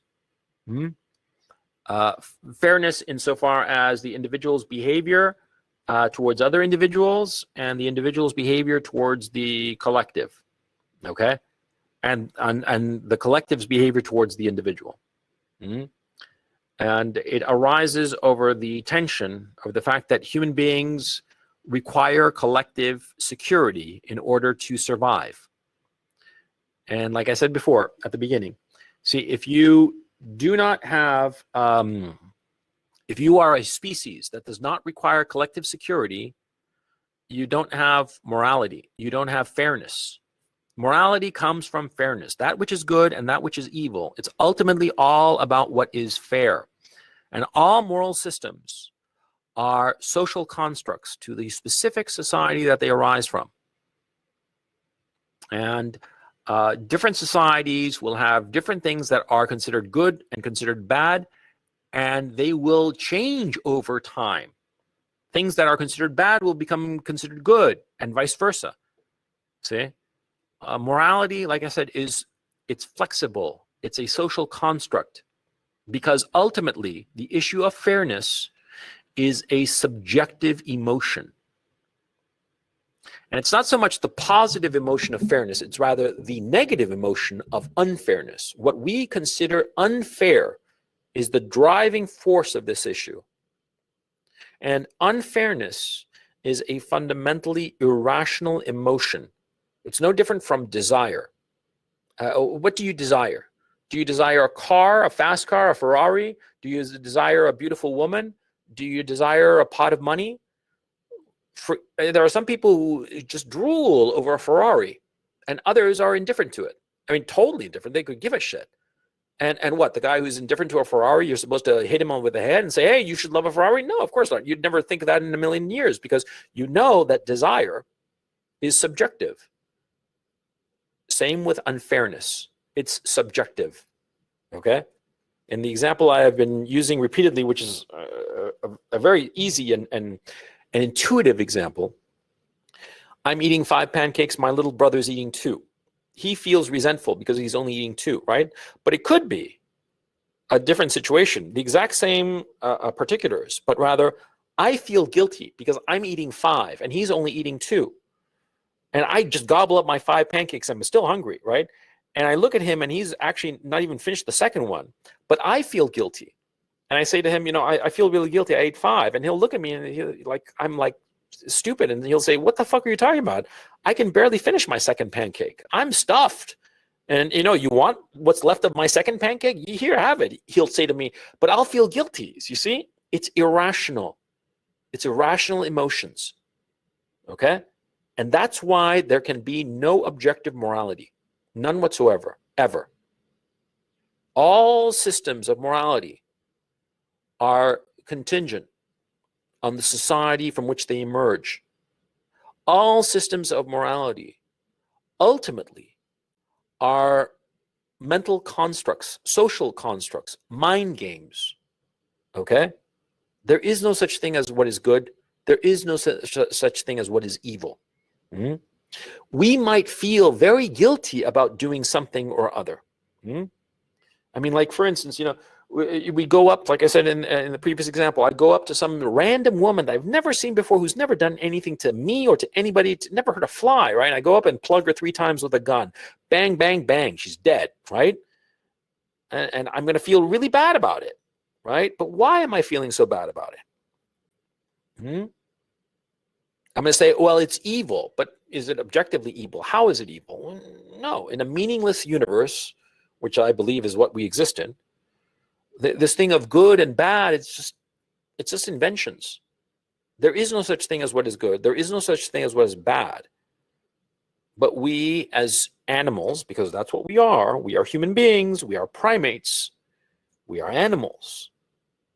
As animals, we have evolved to feel certain emotions. And we as human beings who've got a lot of IQ points, we have arrived at this notion that we have to rationalize these emotions, give them an intellectual explanation. But ultimately, there is no real explanation. Any explanation, any moral theory is ultimately a mind game. It's trying to rationalize a subjective, irrational preference. It's like trying to explain why you should adore Ferraris and desire a Ferrari above everything else. It would be stupid. I mean, if I were to write a book called, Why You Should Love Ferraris and Why You Should Desire Ferraris, everybody would say, you're high. Why are you spending 500 pages of this incredibly turgid prose in German writing this book about why you should love Ferraris? I mean, everybody would say that I was just crazy, right? But nobody bats an eye when Immanuel Kant does the exact same thing, or Hegel, or Schopenhauer, or whoever else. Because, see, philosophers have missed the point. They don't get it. They do not understand what's going on. They are trying to rationalize and systematize irrational emotions. That's why morality, it doesn't exist. It's a social construct. It's no different than, the street lights, they're red and green. Why are they red and green instead of, say, blue and yellow? Why? That's a social construct. People decided, red is a good enough color to mean stop, and green is a good enough color to mean go. In and of themselves, there's no reason why red is stop and green is go. Why not blue is stop and yellow is go? And you could say, well, one is darker than the other, or this or that, but ultimately it's all bullshit. It's rationalization of an arbitrary decision that was made. You see my point? There is no such thing as objective morality. And we invent it.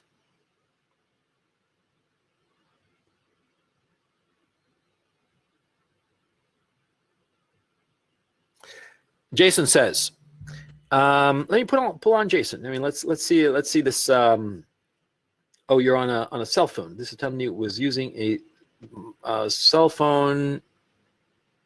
Oh, I can't talk to people on a mobile device. Damn.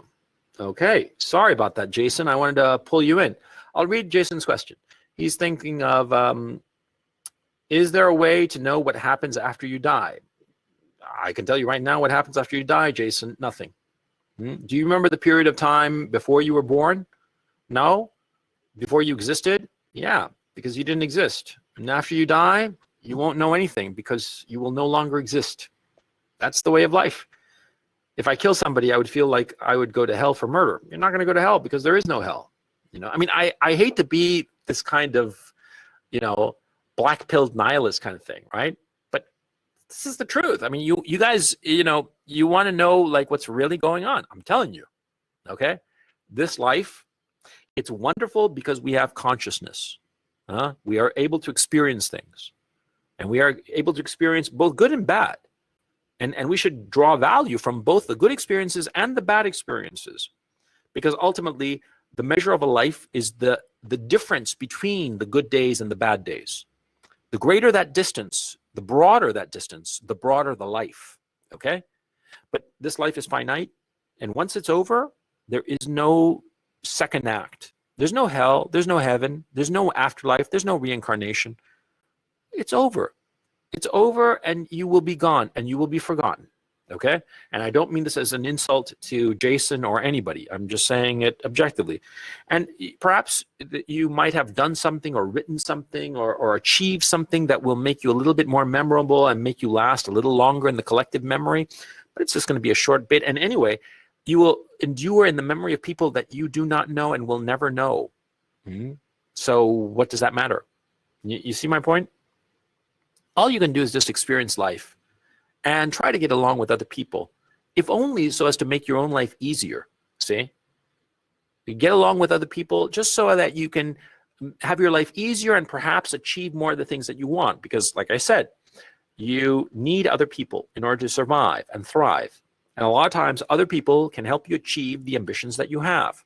And that's why you should live a quote unquote moral life and follow the rules. But you have to understand that the rules that are in place, you're just indulging them. You're just like going along with these rules so that they don't hassle you. You have to think of it in those terms. If you think of it in terms of like, oh, I'm going to be a good man and, just, be a paragon of virtue. That's a lie. Why are you doing that? I mean, if it's not to show off, because a lot of people do, it's called virtue signaling. But if you're actually doing it, what exactly is the point? But anyway, let me see. Vinny, somebody said that Vinny has a question. What do you think? Ryan says, let me see if Ryan can, because I want to pull in people and I want to ask them their subjective opinion as to what they think of this this platform. And yeah, Ryan, are you there? Hello, Ryan. His microphone went on and maybe his camera goes on. Ryan, are you there? I'm here. Can you hear me? Yeah. How's it going? Good, man. How you doing? Pretty good. Pretty good. Yeah. You have a question. Go ahead. I do. So I'm not a parent. I'm kind of like an uncle by distance to some of my friends. So there's not a lot of kids in my life, but I do want to be a dad down the road. Sure. And right now I'm kind of looking at what's going on in the world and I'm starting to get hesitant. I'm starting to say like, okay, this is getting a little too crazy for my taste. And so I'm starting to ask that question, should I have kids? And so in preparation, if I do, what do you think, in your opinion, based on what you explained today, is the best way to teach morality to those kids in the general sense? Yeah, okay. Good question. Okay, number one, yes, have kids because they add immeasurably to your life. They give you a reason for being, okay? And this reason for being is instilled on us, in us by evolution.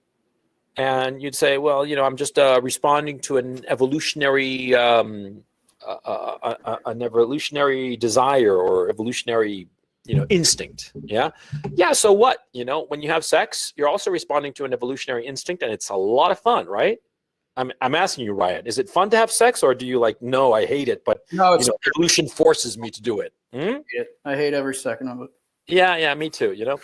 That's why when I'm not having sex, sex. I'm jerking off like a little monkey because it's all kind of that horrible feeling of orgasm. Ugh, I wouldn't wish it on my worst enemy. But see, a lot of what we have is an evolutionary instinct, including having children. But it does give you a measure of happiness.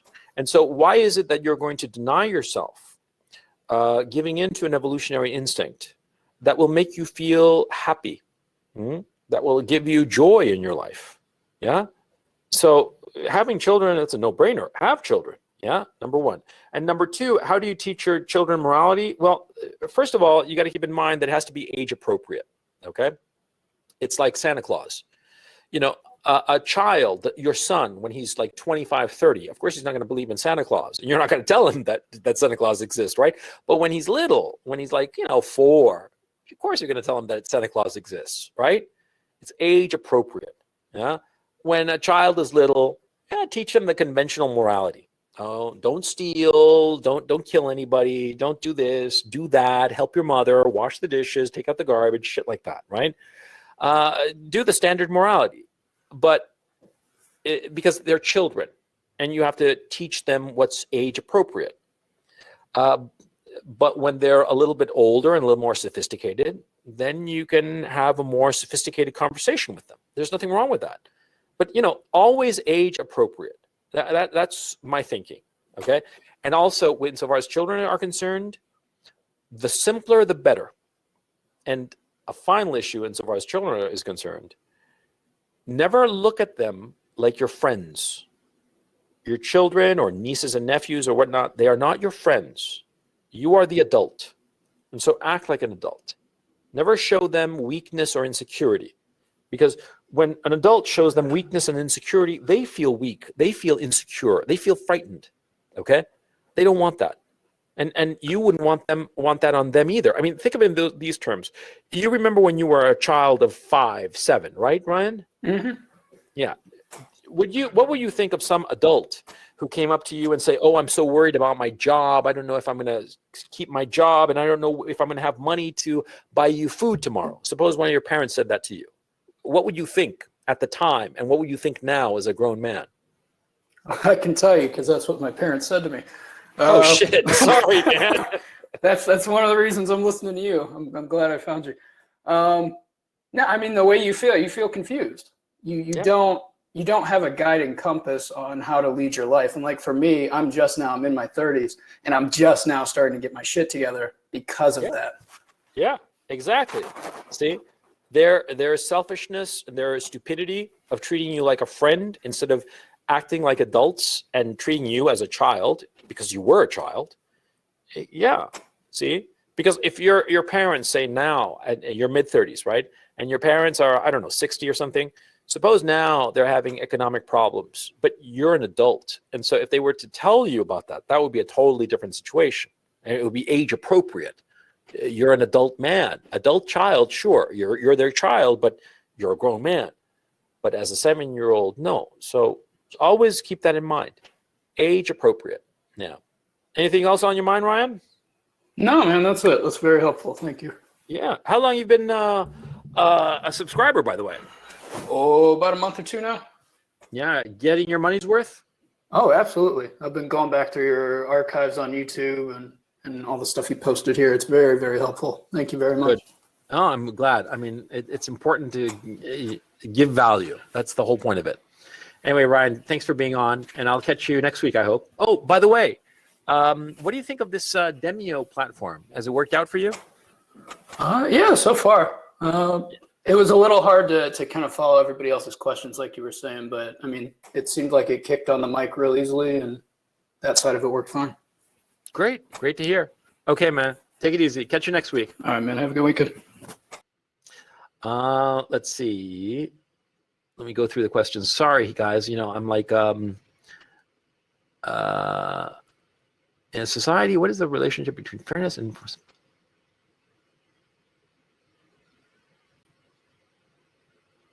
Alejandro has a question. Let me pull in Alejandro. Let me see. Alejandro. I think this is the right Alejandro. There's only one Alejandro. Good. Alejandro, are you there? Actually, I'm going to turn on my webcam. Hang on a second. You faggots can drool over me because I'm so fucking hot. Yeah, I know.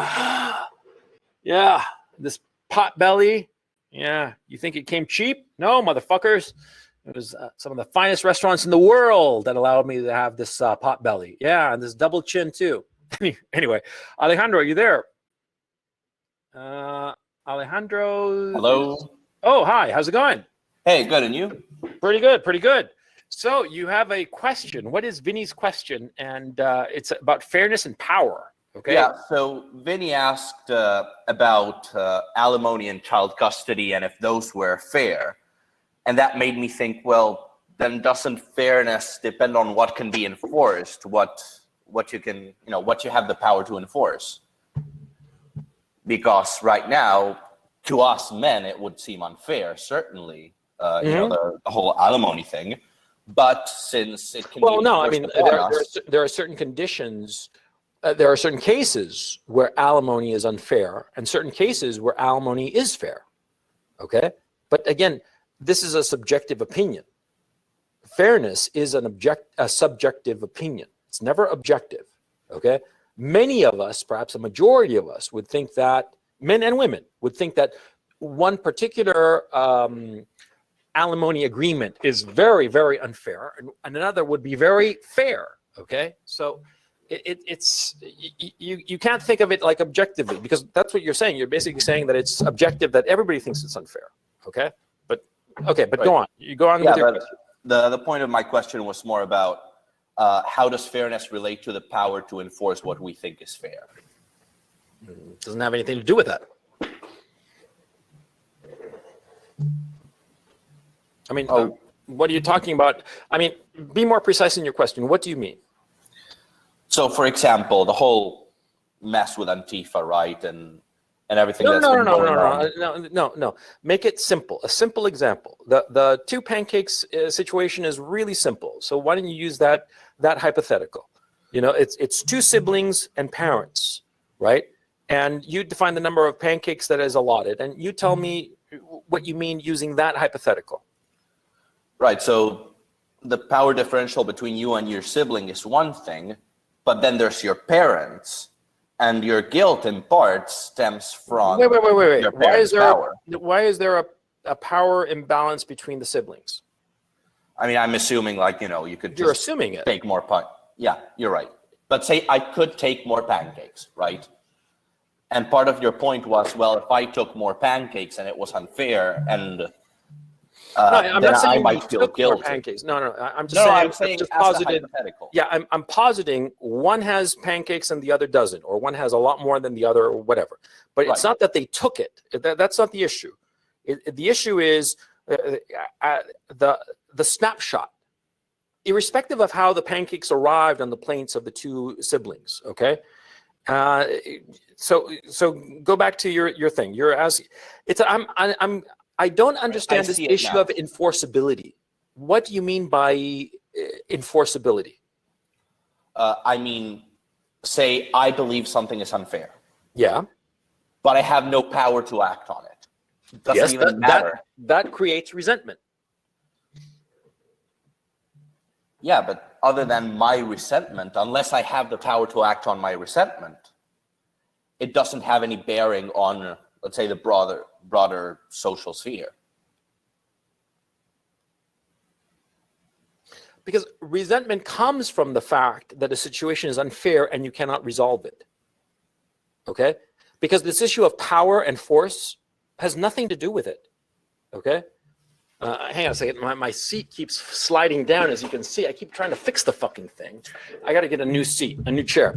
But anyway, the issue of enforceability and power, that's that doesn't apply here. That's not the issue. Okay? The issue is whether a situation is fair or unfair. Okay? Let me give you the example again with the pancakes, right? I've got two pancakes. My little brother has 0. Okay? And my little brother complains it's unfair that, CRP has 2 pancakes and I don't have any.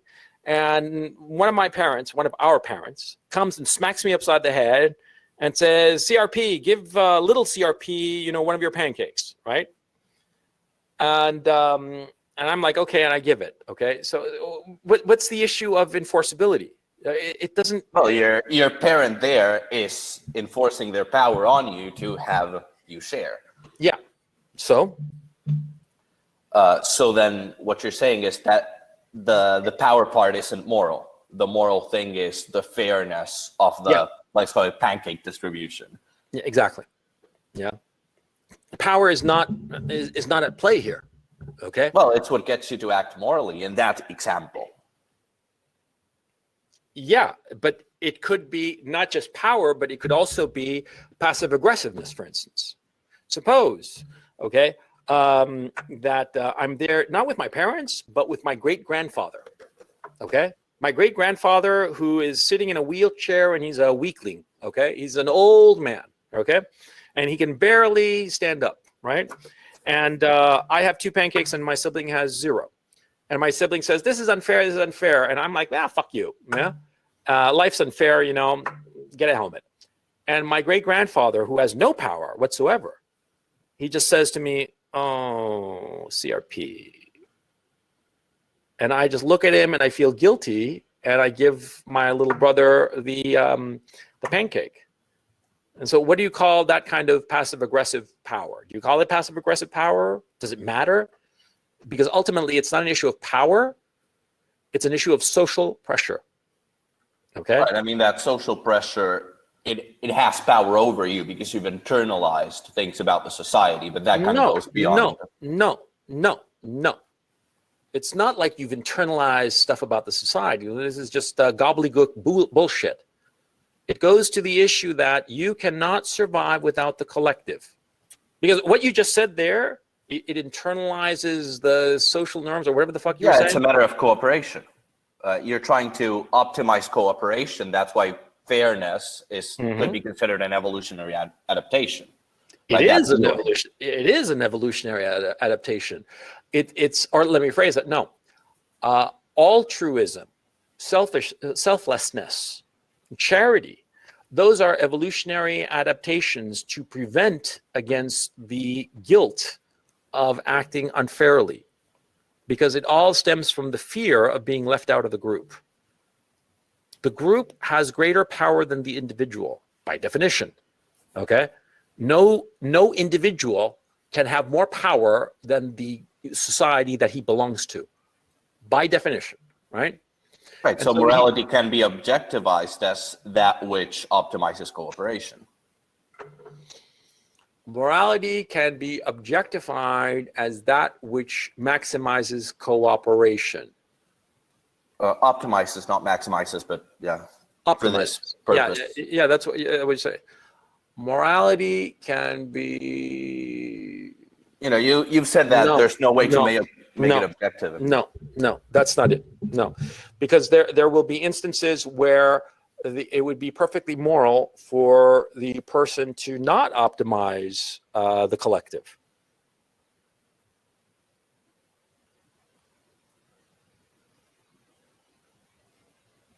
Hello? Yeah. I'm thinking about it because it makes sense, but that wasn't entirely my point. Because right? the original issue is there is the tension between the collective well-being and the individual self-actualization. The individual self-actualization will lead to disparate resource allocations between that individual and the other members of the society. Yeah, it's a balance. You're thinking about it in the context of one game, but cooperation is across the set of all possible games. If you know, game theory and that kind of thing. Yeah. So, what's your point? That even though, say, in one instance, we do not optimize cooperation, the whole moral structure goes for the set of all possible cooperations. We're kind of looking into the future. That's why we can do, it's unfair for you now, and tomorrow it's unfair for me kind of deals, right? Where I loosen something and you loosen something, but I win something else and you win something else, and our deals can be more nuanced because we're not just looking at right now, we're looking at a set. Okay, so what's your point? Just what I was saying before, that I still do think it is about optimizing, not maximizing cooperation. It's just much more nuanced. It's not about optimizing cooperation. And I never said maximize. You did. Oh, sorry, I misunderstood them. Yeah. No, it's not about optimizing cooperation. It's about balancing the need to cooperate and individual ambition. That's what it is. But aren't they both dependent on each other? That is to say, if I have no individual ambition, then there's nothing to cooperate for. And if there's no context for cooperation, most of my ambitions are kind of lost. Yeah, that's why it's a balancing act. Okay, I see it. I guess I'm going to have to think of cooperation differently and kind of chew that through, but probably other people have. Because I'm not understanding, because first of all, you have not defined any objection. So I'm genuinely interested in what objection you have. The issue of power and enforceability, that kind of language, just like I'm not going down that rabbit hole, because that's not the issue. It's an issue. You made your point clear on that one. Yeah, and so and here you're talking about optimizing cooperation as objective morality. No, it's an issue that there are two disparate desires among every individual. The individual, on the one hand, wants to be selfish and improve their situation, and yet at the same time, they want to remain under the umbrella of collective security. And they recognize that in order to remain under that umbrella of collective security, they have to cede to the other members of the group. by definition. Okay. And so that's the whole issue of fairness. And so every moral, what I'm arguing is that every moral system is basically trying to answer the issue of what is fair. But there is never one answer to what is fair. And it's impossible to create some sort of algorithm that would answer that. Well, it's not random stochastic, but it's random. What will be felt as fair, right? Because Yeah, it doesn't sure. matter what I think. It's what Yeah, other sure. people I think mean, is fair. like for instance, going back to the extreme case of randomly murdering somebody on the street, right, with no provocation. Okay, there's no self-defense, none of that shit. It's just a random murder for no reason whatsoever. The vast majority would say that that's unfair. Yeah, taking the life of somebody at random like that, the vast majority, we could even argue that the 100% of the people would agree that that's unfair, okay, and should not be tolerated as a society, right? But even forget about that. We just say that it's unfair. But how can I put it? The number of such extreme cases is minuscule. Okay, so to claim that you can say that there are enough situations where you can define it so you can slice the issue so thin that you can eventually reach a solution to every moral dilemma where 100% of people think it's fair, that's impossible, because there's always going to be at least one person who thinks that it's unfair. Yeah, I agree with that. I was just thinking more of moral decision making. That is to say, not that we all agree on what is moral, but what I, as a particular agent, can infer that other people might think is fair. Yeah, because right. We cannot get together and just say, okay, this is fair, this is not fair. That's the problem. One of the problems with roles, for example. Yeah. Right. That things are just not that simple. But No. then it falls upon me as an individual to try to infer what you as an individual, for example, would think is fair or not fair in a given interaction. Right. So that's where I say it can be objectivized, because, well, there's you're trying to make objective that which is that I've pretty much proven you cannot make it objective, because there is the determining element of irrationality to it. Look at the very fact that it's randomness. It's not quite randomness, but let's leave it at random for the time being. But the very point that you say that we can empathize, or what I said, that you can empathize with other. You used a different term. You didn't call it empathy. You called it something else. Inference. It was a different word that you used. Synonym of empathy. But okay, we'll leave it at that for now. You can empathize with somebody else and put yourself in the shoes of somebody else and believe that your actions are unfair, but they don't think so. Okay? And so that's sort of like, and there can be instances where you put yourself deliberately in the shoes of somebody else and decide, oh yeah, this is fair, but they don't consider it fair. See? There is no way for you to consistently and 100% put yourself in the shoes of somebody else and accurately predict what they consider to be fair or unfair. I agree. That's why I'm talking about inference. What kind of inference? There are three kinds of inferences. Statistical inference. Oh, okay. What kind of statistical inference are you driving at? I'm saying it in the sense that, for example, you and I have a set of interactions, right? Mm-hmm. And in that set of interactions, I build a model of what I think. No. Okay, because what happens is that, see, you can never have because you're basically arguing that every interaction is fungible. Every moral interaction is fungible. It's not, because every moral interaction is affected by so many elements irrationally and fortuitously affected by other factors that, for all intents and purposes, it is random. It is random, whereby somebody will think something is fair or unfair.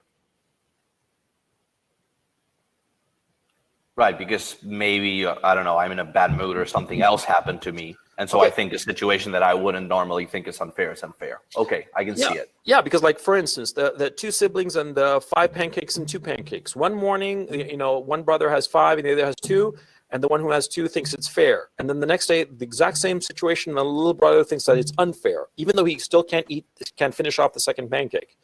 It's irrational.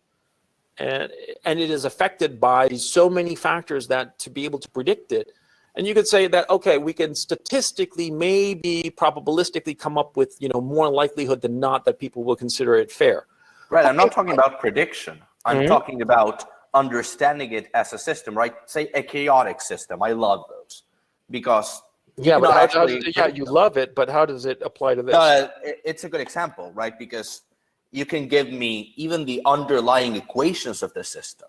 But if you tell me, say, what is state 20 of this system, the only way for me to know that state is to run it from the beginning, right? I cannot know what that state will be unless the whole thing plays out. Okay, but that does not mean it's not deterministic. I'm looking at this conversation that we're having, and I don't see where we're going. What point are you trying to make? Basically, right now, I think I've already made my point, and now I have to think about what you said. What is your point? Because I didn't get it. That I think it can be understood in objective terms from evolution, randomness. Wait. What can be understood in objective terms? Your theory of morality. Yeah, the theory can be, my particular theory can be understood objectively as to whether it's correct or not. Like an either or proposition that, objectively it's correct or objectively it's incorrect. No, I mean, sorry, the evaluation of moral situations. No, I think there can be a model. No, but there's no certainty. That's the thing. There's no certainty. Yeah, but exactly. That's why I have to chew over what we talked just now. No, because whether this theory that I've expounded is objectively accurate or not, I think it is. And I think that it can be evaluated as to whether it's objectively accurate or not. As to any moral situation of somebody considering something unfair or fair, that's part of this theory says that, no, that's going to be random or essentially random. Or, it could be probabilistic, but there will be a large element of randomness to it because it will depend on so many factors that as a practical matter, it will be impossible to predict whether somebody considers any specific situation fair or unfair. Okay, but that's right. But not what. For example, if the case were extreme enough, then there would be no social cohesion. So there has to be a degree of predictability, a certain distribution. Sure. And I would argue that the laws that are generally agreed upon are those moral issues that there is general consensus to better than 80-90%. Okay, again, like the law against murder or the law against theft, and we're all in agreement. Okay, and so in those situations that are imminently predictable, okay, those eminently predictable situations are usually codified as laws. But the problem is that the interactions between people are so voluminous that they can't be predicted. Okay, right. Because the law cannot codify nuance. Yeah, because the law is essentially, what is it? It's a tool for prediction. It's basically saying, if this happens, then this. Okay, with the expectation that the first thing, if X happens, then Y, that X will happen at some point in the future. It's predicting that, right? But there are so many moral situations that cannot be predicted. And ultimately, it's the issue of fairness. And ultimately, it's an issue of what the majority of people in the given society believe is fair. When I started off with the hypothetical of the actuality that the Aztecs, sacrificed their prisoners of war on their altar and chopped up the victims into little pieces, and they thought that was a-okay, if not something to celebrate. Well, and we would consider that horrifying. Well, that gives an example of that which is unfair versus that which is fair, and it's just subjective. Yeah. Right, but that's what I'm saying. Subjective does not mean non-deterministic, right? Unpredictable does not mean non-deterministic. but that's kind of something that, after all we've said, I really need to think about, because it would be unfair, given that there's other people asking questions. No, no, no. I feel like I've hogged way too much. No, I'm interested in having. I'm interested in understanding where you're coming from and what your objection is. And I will confess, I still don't understand what thing. I'm interested in you saying, look, CRP, I think that you're wrong on this issue for these reasons. Yeah, what I say is, I like your system, but I don't think it isn't, let's say, formalizable, or even kind of that it cannot be made objective. But what cannot be made objective? A moral system? Ethical decision making. No, it's because ethical decision making cannot be objectively made. Period. It's all bullshit. That's what I'm arguing. Objective does not mean infallible. That's the thing. No, I'm not saying by definition it would mean to be infallible. No, objective Yes. does not mean infallible. Okay, that's the whole point of a probability theory and chaos theory. It's that there is a high degree of uncertainty in things, right? But that does not mean that the system is not deterministic.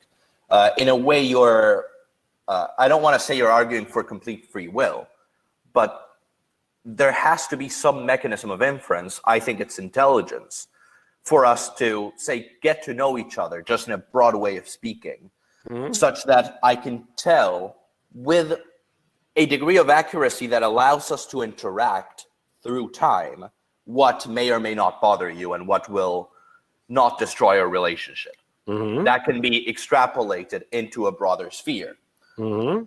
That means we are making inferences, and therefore there is a system by which we understand each other. That does not mean it's easily formalizable, right? Empathy. It's empathy.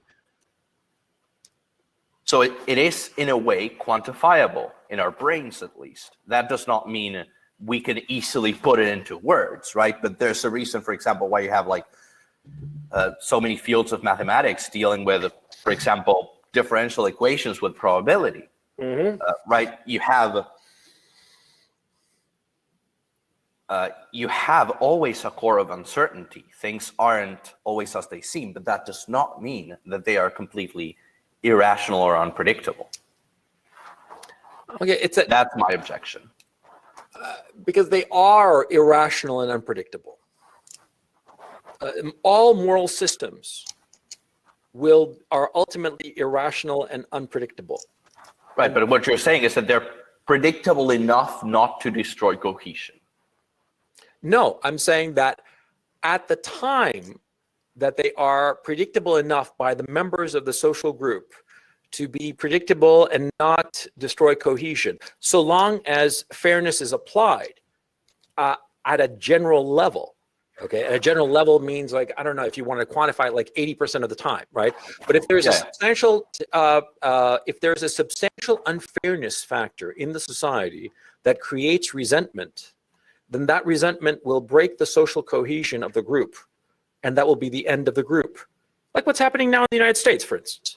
Yeah, it's the problem with multiculturalism too. What's happening in the United States? Yeah, and the thing is, see, multiculturalism, by this theory that I've expounded, because multiculturalism prioritizes the self-identification of different groups that have different moral frameworks as to what is fair and unfair, it inevitably creates resentment that will inevitably lead to the breakup of the multicultural society.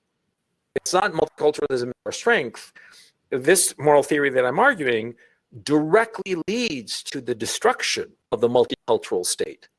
Okay, multiculturalism is the end, okay? Because everybody has different notions of what is fair, okay?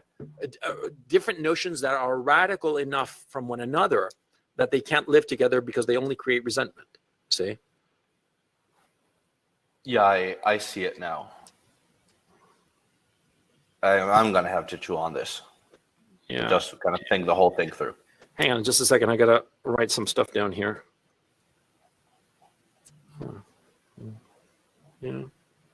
Yeah. Ultimately, this whole theory, for me, the end thing is to understand the politics of resentment. Resentment is the thing that I'm curious about, because I personally don't feel resentment towards others, and so that's why I'm so curious about it. But anyway, yes, we've gone on quite a bit. That's very Nietzschean, by the way. Go for Nietzsche on resentment, because that's something he talks about. Be that as it may, Alejandro, it's great talking to you. And thank you so much. No, thank you. It's great. And I'm sorry to everyone. No, I'm sorry to perfectly everyone. fine. It was fun for me, and I hope for everybody else. Take it easy, man. Catch you next week. Question for CRP. You've recently, oh, come on, man. You've recently covered political landscape in the US in some videos, and the very communist aspect that has crept into, okay, this guy G. Let me get to G. Oh man, my eyes are going, man. Oh man, you've got a G, you've got a cell phone, so I can't unmute you and bring you on. So, oh, G is Jeff. So I'll read his question. Jeff says, you've recently covered the political landscape in the US in some of your videos, and the very communist aspect that has crept into the Democratic Party. Love those videos. Any idea on why this theory of morality is overlooked by communist type thinkers? Well, first of all, this theory of morality is like an original theory, so they have no idea it exists. Are they mistakenly seeing themselves as highly moral? Yeah, they are. They think that they are fighting unfairness. See, because I mean, if you think of the fairness issue, who is a moral person? A person who is fighting unfairness. And there are two possibilities, of course. A person who is always fair would be a moral person. Or, of course, which is easier, a person who is actively fighting against a perceived or actual unfairness. Well, perceived or actual, that's a misnomer, because they are all perceived unfairnesses, okay? Whether it is an actual unfairness, objectively unfair, I think I'm understanding Alejandro's not objection, but point. See, unfairness is always subjective. Even if a vast majority, or indeed every single person on the planet, would agree that something is unjust, but ultimately I'm arguing that every unfairness is subjective. It's subjective because what you consider unfair is a harm or a perceived harm that you are experiencing. Because I mean, harm is objective, okay? I mean, like a hole in my hand or a broken wrist, that's an objective harm, right? But the sense of unfairness is subjective, and i.e. can never be truly objective. You can have the vast majority, if not everyone on the planet, agreeing that something is unfair, right? But it's subjective. But a harm is objective, okay? And I'm not talking about the wishy-washy emotional harm bullshit, which is unquantifiable. That is subjective. But like a broken arm, a hole in your head, whatnot, that's an objective harm, okay? And I lost the track of what I was trying to say. Yeah, so what's happening is that the communists in the Democratic Party, who've taken it over. I mean, look at Biden's policies over the last few days, right? Jesus Christ, man. And everybody's like regretting having voted for Biden. Ha ha. Anyway, the people who see themselves as highly moral, they are fighting unfairness. They are fighting to undo harms that they perceive. These harms may be true or no. The harms could well be factual, though the causes of those harms might be irrational or incorrect, okay? I mean, like, for instance, you could say that like the leftists think that the reason that, say, Latinos are doing poorly is because of inherent racism. And me as a Latino can say, no, it's because, you know, most Latinos are lazy bums. I would know because I'm a lazy bum, and most Latinos that I know are lazy bums, and therefore it has nothing to do with systemic racism. But you see, the fact that Latinos are performing socioeconomically more poorly than other demographics, that's objective, but the explanation could be erroneous, okay? But anyway, going back to your question, are they mistakenly seeing themselves as highly moral? Yeah, it's again, the word mistakenly implies that it's objective. Okay? See, because they are saying, are they mistakenly seeing themselves as highly moral? That means, that implies in your question that they are incorrect to think that they are highly moral. But again, going back to the issue of what is morality, it's an issue of fairness. See? So and fairness is irrational. So it's not that they mistakenly see themselves as highly moral. You might think that they are mistaken in seeing themselves as highly moral.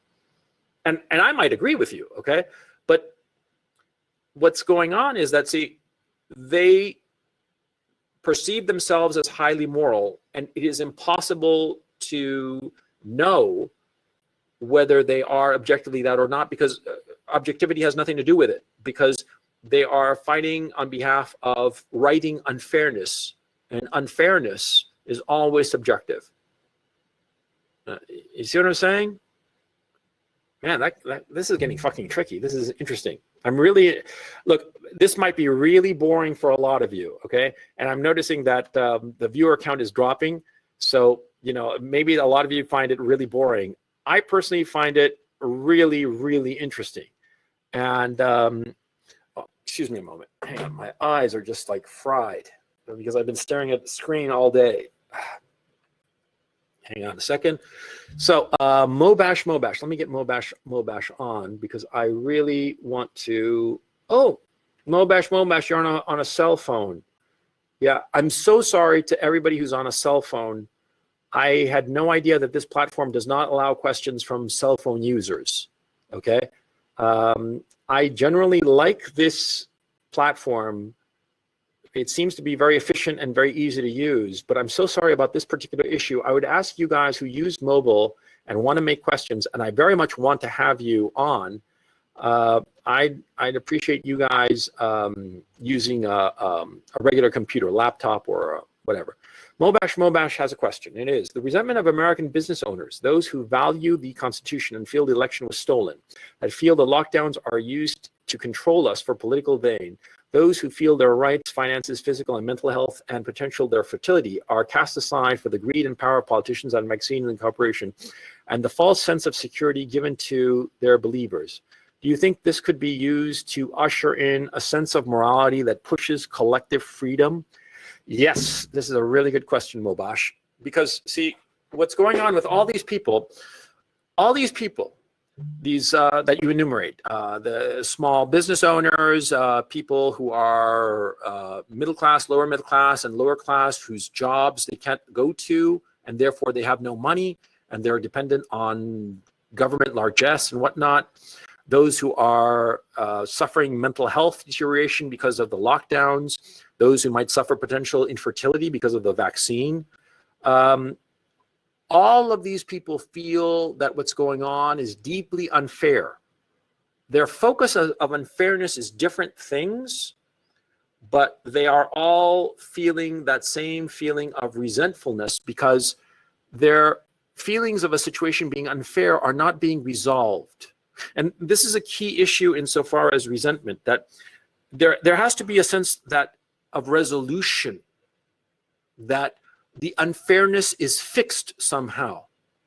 But rather than it being fixed, more gasoline is being poured on the fire. And so this notion that there can be collective freedom, well, yeah, there is a sense that all of these individuals who want more individual rights, they can wind up banding together. Yeah.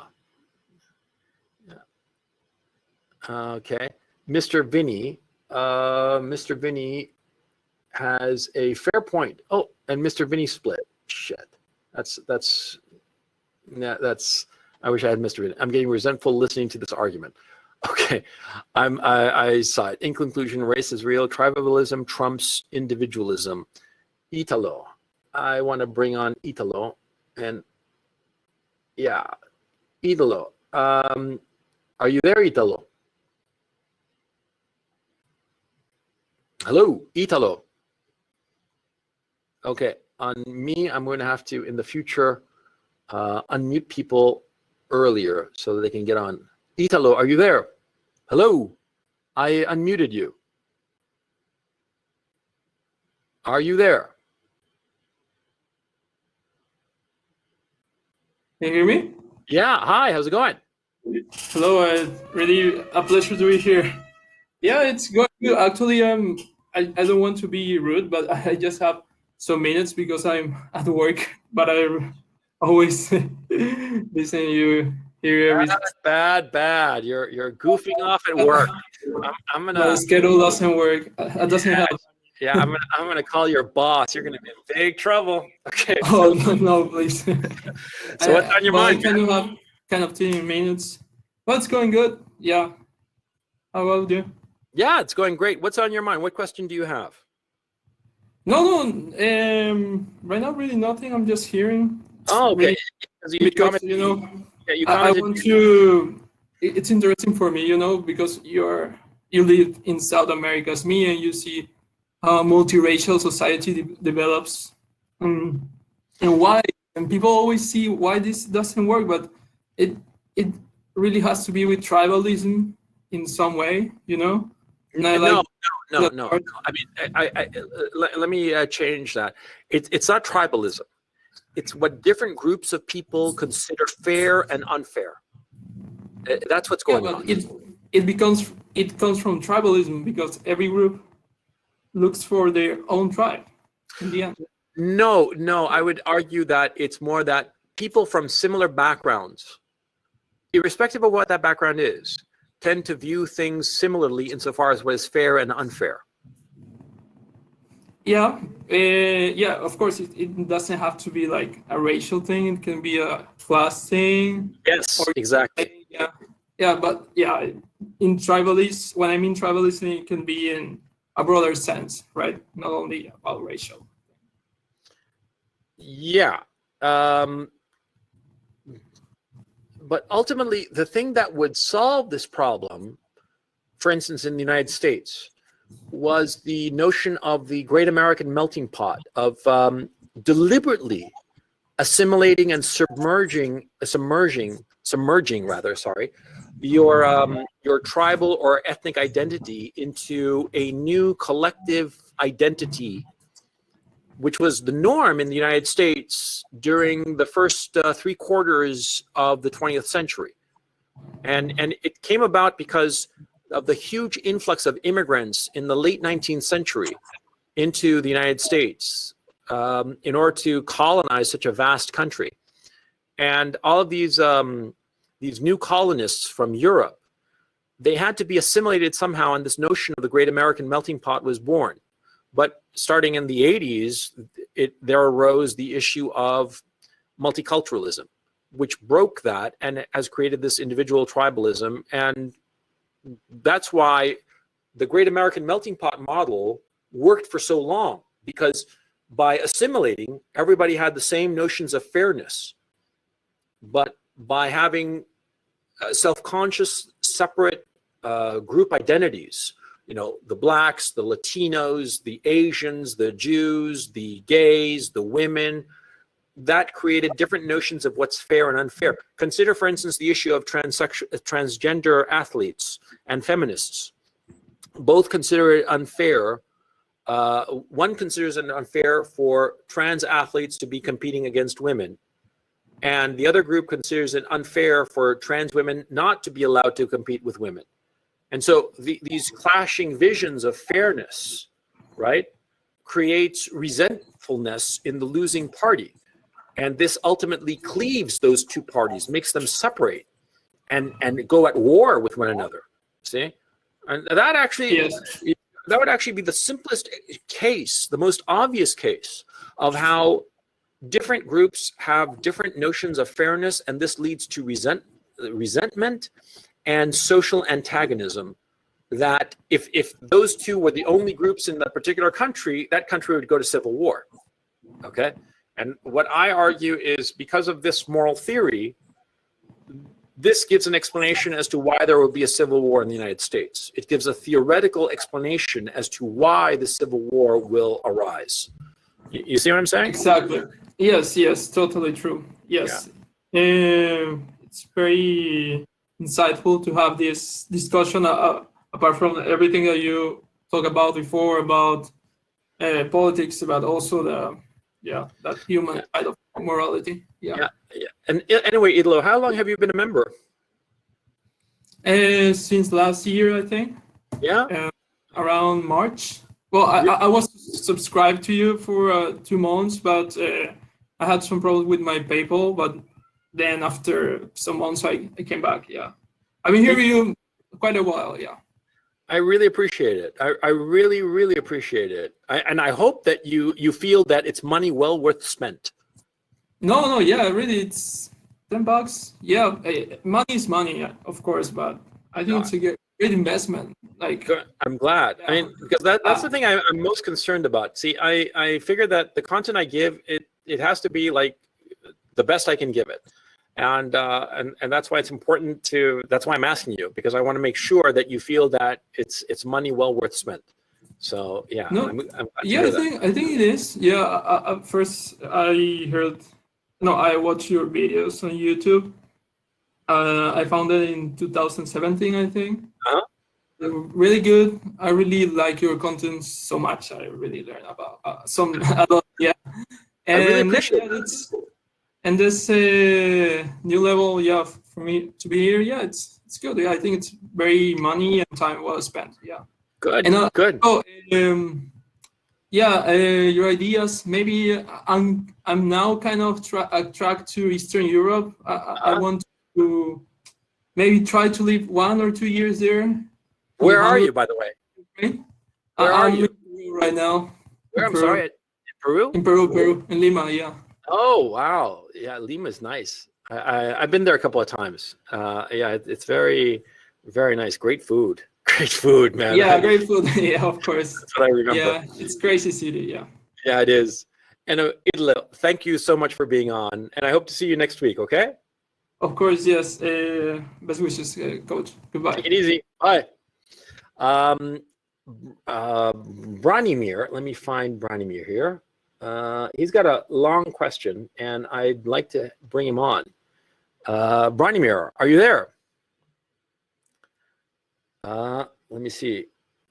Branimir, I unmuted you, both your webcam and your microphone. So hop on. Are you there? Okay, let me read Branimir's question. He says, Nassim Taleb wrote in one of his books that capitalism is appropriate on large scale and socialism is appropriate on small scale, as in sub-city communities. Would you agree that this is fair? And if you do agree, where could the line be drawn that socialism is no longer appropriate and capitalistic principles should be applied? That's a really good question, Branimir. Okay, now, I don't know this, so I'll just take your word that Taleb wrote this, that capitalism works at large scale and socialism works on small scale, or is appropriate to small scale. Would I agree that this is fair? See, I think that socialism works when everyone has a personal relationship with one another. Now, anthropologists have made studies of human interactions, and Idlo, Branimir, are you there? Yes, I'm here. Hey, yeah, you have a really good controls. question. Yeah, it was a really good question. Yeah. Thanks. I am a fan of Taleb, and I think you may have commented once or twice on him, but to me, this has been always like undefined. Where do we? I mean, socialism is great in a neighborhood, but it doesn't work on a country level. Yeah. And so where do we draw the line? Well, I think the line would be 150 people, and let me explain why. Anthropologists and psychologists have studied human brains, and it turns out that we have an upper limit as to how many human relationships we can keep track of, and it's roughly 150. For some people it's a few more, and for some people it's a few less. And by the way, it doesn't have to do with intelligence, with IQ points. It seems to be some other factors that I've forgotten, quite frankly. But the point is that 150 is basically a number that we can know 150 people and know enough about their particular situation and who they are and whatnot to keep track of social interactions, okay? And they've done different studies, especially in systems management, where they've discovered that companies, factories that have 150 workers or less are more efficient than factories that have more than 150 workers. And so different clues have basically shown that 150 is like the upper number. And so it would seem that yes, on a small scale community, a community of less than 150 members, socialism would tend to work. But it seems what happens is that in a society where the number is greater than that, you are not going to know people. People will become anonymous. They will just become people that you don't know. You don't, because you can't know them, because your brain is not big enough to know who they are. Your upper limit is 150 people, that you can keep track of the relationships with 150 people. And therefore, it would seem that, yeah, that would make sense. But of course, the problem is, how do you break up the entire globe so that every community has 150 people or fewer, number one? And number two, what happens with those endeavors, those projects, those purposes that require more than 150 people, or whereby 150 people would not make it economically viable or practical? For example, a factory to build automobiles, you need 1,000 workers for that. I actually don't know, I'm just guessing, say 1,000 workers, right? What community would be able to create a factory of 1,000 workers? It would be impossible. Because do keep in mind, when I say 150 people, I'm talking 150 men, women, and children, okay? That's the upper limit. And so it's an interesting thought experiment, but as a practical matter, it can never be applied. You could look at, for instance, people who are cast away on a desert island and they act in a socialistic way, in a collectivist way. Yeah, sure, because they're all under stress and it's a few number. It's maybe a dozen people. But in any kind of modern industrial society, it will automatically be more than 150 people, and therefore it will not work. Well, I guess, I mean, that's interesting, really. Thank you. I never thought of actually a concrete number like that. And so thanks for bringing that up. Sure. The point about greater endeavors like building cars, I guess there would be really the common interest that binds people together. So even if they don't know each other personally, they could appreciate each other's skills for that particular endeavor, and maybe that would work. I mean, well, hang on to that. It seems to me that what you would need is a common culture. A common culture whereby people who do not know each other, they all share similar cultural backgrounds, similar entertainments when they were children, similar music, similar books, similar everything, so that when they interact as adults, they can connect and find common ground even though they don't know each other. You see? Well, so in discussing this, are we actually just trying to not lose the other guys? I am hoping that this is still kind of relevant to keeping with the morality, because would a community like a culture, you seem to say, that does not necessarily have the same morality? A similar culture will probably bring up similar notions of what is fair and unfair. I mean, Okay. think of it, like people from a similar cultural background, right? They will have a similar notion of what is fair and unfair. People from radically different cultural backgrounds will have very different notions of what is fair and unfair. And therefore, if groups of people have very different notions of what is fair and unfair, it will be inevitable that there will be resentment, because there will be mismatches of fairness. that is one person considering that the situation is fair, but the other considering that it's not fair. And therefore they will be at loggerheads and the resentment will build into antagonism. But people who have the same cultural baggage will have the same or very similar notions of what is fair and unfair. You see what I'm saying? Yes, And yes, that, yes. that gives an explanation. That gives an explanation as to why a common culture is so essential, which is something I hadn't considered. Because the only way for people to have similar notions of what's fair and unfair is if they grew up and became adults under similar cultural conditions. That sounds about right, actually. I'm sorry, I'm working this out as we're talking. Sure, yeah, But absolutely. that sounds about right. Chat, what do you think? Do you think that it's on the money or not quite? Thank you for bringing me in. I can skip on and you can bring somebody else on. Oh, okay, thanks very much. I appreciate Thank it. you. And Branimir, I hope you're enjoying the content on Patreon. Definitely. Yeah? I definitely am, and I hope to be on for upcoming webinars. Okay, great. Look forward to seeing you there. Take it easy. Thank you. You too. Bye. Bye. Let me see. Chris O. I want to bring in Chris O. Chris O is he's the teacher's pet. He's a little SOB who always has like really good questions, and he's a really smart customer. But you know, teacher's pet. He's just a suck up. I'm teasing. Chris O is a great guy, and I hope he has his microphone and webinar web camera plugged in. Chris, if you can hear me, I've allowed your webcam and microphone, and I'm waiting it for your end. So whenever you're ready, hop in.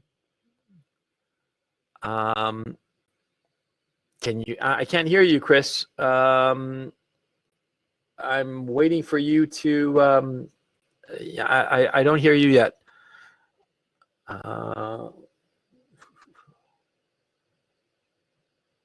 God, my eyes are just like fried. Givens is on a cell phone, but he has a question, and let me get to it. Oh, my eyes are just totally fried. Hang on. Givens says he has a comment. He says, and I would bring on Givens as well, but he's on a cell phone, unfortunately. I'm waiting for Chris O to get on. Chris, do whatever you can to get on. I'm looking forward to having you here and asking questions and commenting. Givens, though, says, I think the push towards tech is the catalyst to push large groups of people to work together in a quasi-communistic way where we all are in some hive mind entity. Chris, how's it going? It's going well. Thank you for bringing me on. Yeah, it's a pleasure having you on. Look, this is what I'll do. Since you're on, Givens, I'll get to your question as soon as Chris and I have finished our conversation, because he's here and it would be rude of me to ignore him. Chris O, how's it going? So what's on your mind? A number of questions arose while I was listening to the presentation, and I agree with your theory. It has a very strong explanatory value. I think we're starting to appreciate its predictive value, talking about the Civil War. But now we're talking about its prescriptive value. I mean, if we notice, for example, that multiculturalism leads to its own destruction because people with different moral systems will inevitably create so much resentment that the system will fall apart. No. What happens is that people with different moral systems living in the same social group, whether it be a family, a tribe, or a nation, that unit, whatsoever it may be, be it very small or very large, will break apart. Consider, for instance, a man and a woman who marry, but they have very different notions of what is fair and unfair. They'll eventually divorce, and just scale that up from the marriage to the tribe to the nation. And so it's different moral systems will break apart the social group that they belong to. Okay, so you have an excellent example here. So let's say you have their men and women, they're married, father and mother, and they sit their child, for pancakes in the morning. Yep. And the mother says, everyone must have one pancake. That's Yeah. equality to me. And the father says, no, the kid can have half a pancake. I'll have 1.5 because I'm hungry and I'm the biggest one here, and you'll have one. How Yeah. do you reconcile that? You can't. So what do you do? Well, what happens is that what has to happen is one participant or multiple participants in that interaction will feel that the situation is unfair. And so what would naturally occur is that in order to resolve this unfairness, they would have to discuss it and come to some sort of compromise so that everybody feels that perhaps they're not all getting their way, but at least everybody's sharing the pain equally, okay? Because see, people are willing to accept a situation so long as everybody feels that they're sharing equally the burden, okay? But what they're not willing to tolerate for long is a feeling of unfairness that is not resolved, okay? Because that just creates resentment, and resentment just inevitably leads to breaking up, of just not wanting to be associated with that party that they perceive to be as unfair. But in that situation, what's the practical prescriptive solution here? I mean, if the mother is insistent on having one pancake because that's what she grew up with, and the father is insistent on having unequal number of pancake because that's what he grew up with, I mean, is divorce inevitable? Or is resentment inevitable to last until that situation exists every time they have pancakes? Well, of course, I mean, it would depend, because, like, for instance, just for the sake of argument, taking your hypothetical, the man and the woman have different views on pancake distribution. Mm-hmm. But say on everything else in their marriage, they're A-okay. I mean, morally, okay? Forget about the other stuff in the relationship. But in every other case of fairness, unfairness, they agree, okay? How to raise the children and all the rest of it. And so the issue of pancakes would be this incredibly annoying irritant that would not be deterministic. It would just be an annoyance, yeah?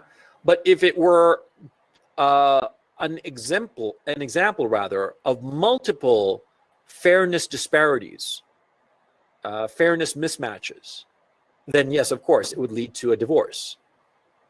And it could be the determining factor. It could be that there were so many other issues that were piling up, and finally the wife, over the stupid pancake says, fuck it, this is unfair, I want a divorce, which happens all the time. A lot of times people explode at one another over seemingly trivial things, but it's really just the accumulation of other issues. So, but what do you say about the formality education of the child? If the child notices the tension and the contradiction, mommy wants to give me one, the daddy wants to give me half. I see mommy's point of view, I see daddy's point of view. How does a child reconcile that? I'm thinking. I don't know. That's a good question. How do you think that he would reconcile that moral difference? That difference in fairness? Either the child would remain confused and go along with whoever has decisive power at that pancake phenomenon, or the child will develop dual morality of some sort. Well, also there's the issue of empathy. Okay, I mean, to me, empathy is a key issue because empathy allows us to be in the shoes of the other and look at the world from their point of view and recognize if under our own sensibilities we feel that their situation is unfair or fair. So a child, for instance, in the situation where the two parents have different notions of the fair distribution of pancakes, the child could do the mental exercise of getting in the shoes of his father and getting in the shoes of his mother and arriving at some conclusion that could be the mother's, the father's, or a third way. And whoever is the winner of the battle of fairness between the mother and the father, the child could have their own notion of what was truly fair. You see what I'm saying? Mm-hmm. I don't think that in the case of two people who have radically different notions of what is fair and unfair, the child of them would probably learn both. It's just like a child whose parents speak different languages would be able to learn both. But here's the issue. See, if a man and a woman have radically different notions of fairness, it's unlikely that they would be together. However, it is very possible and likely that different subgroups of people who are in the same nation because of circumstances, historical circumstances, could develop radically different notions of fairness. And therefore, the specific example of a family, it's less likely because a man and a woman are only going to be attracted to one another if they both feel that they have the same sort of moral outlook, the same notions of what is fair and unfair. I mean, that's perfectly natural. Like in your case, you're not going to marry a woman who has a radically different approach to pancake distribution than you do, right? And this applies, of course, to every other major important moral issue. But in the case of a nation, that's not clear. And in fact, we're seeing with multicultural nations that different groups have radically different notions of what is fair and unfair. And this leads to inevitable tensions and inevitable divorce. Yeah. I mean, one could argue that one of the reasons for the wave of divorce these days is the fact that people treat marriage so lightly. They get married because they're hot for each other. The sex is good and short term. And when actually other things come into play, like children or decision making, they realize that, that girl that's hot and gives me, good sex. In fact, we don't share the same moral system. And that's when people split up. They get married for, short term, the bliss phase based on sex and physical attraction. And then when moral systems come into play, they split. I'm not sure I agree with that. On the personal level, because it seems to me that there are a lot of cases where people marriages do have identical moral frameworks, but what happens is that they split up anyway. My thinking has always been that a lot of contemporary marriages split apart because they don't have a common goal. See, it's not an issue of fairness or unfairness of moral systems, but rather the marriage breaks apart because they don't share the same goals in life. They don't have a single common purpose as a marriage. They don't have a common project.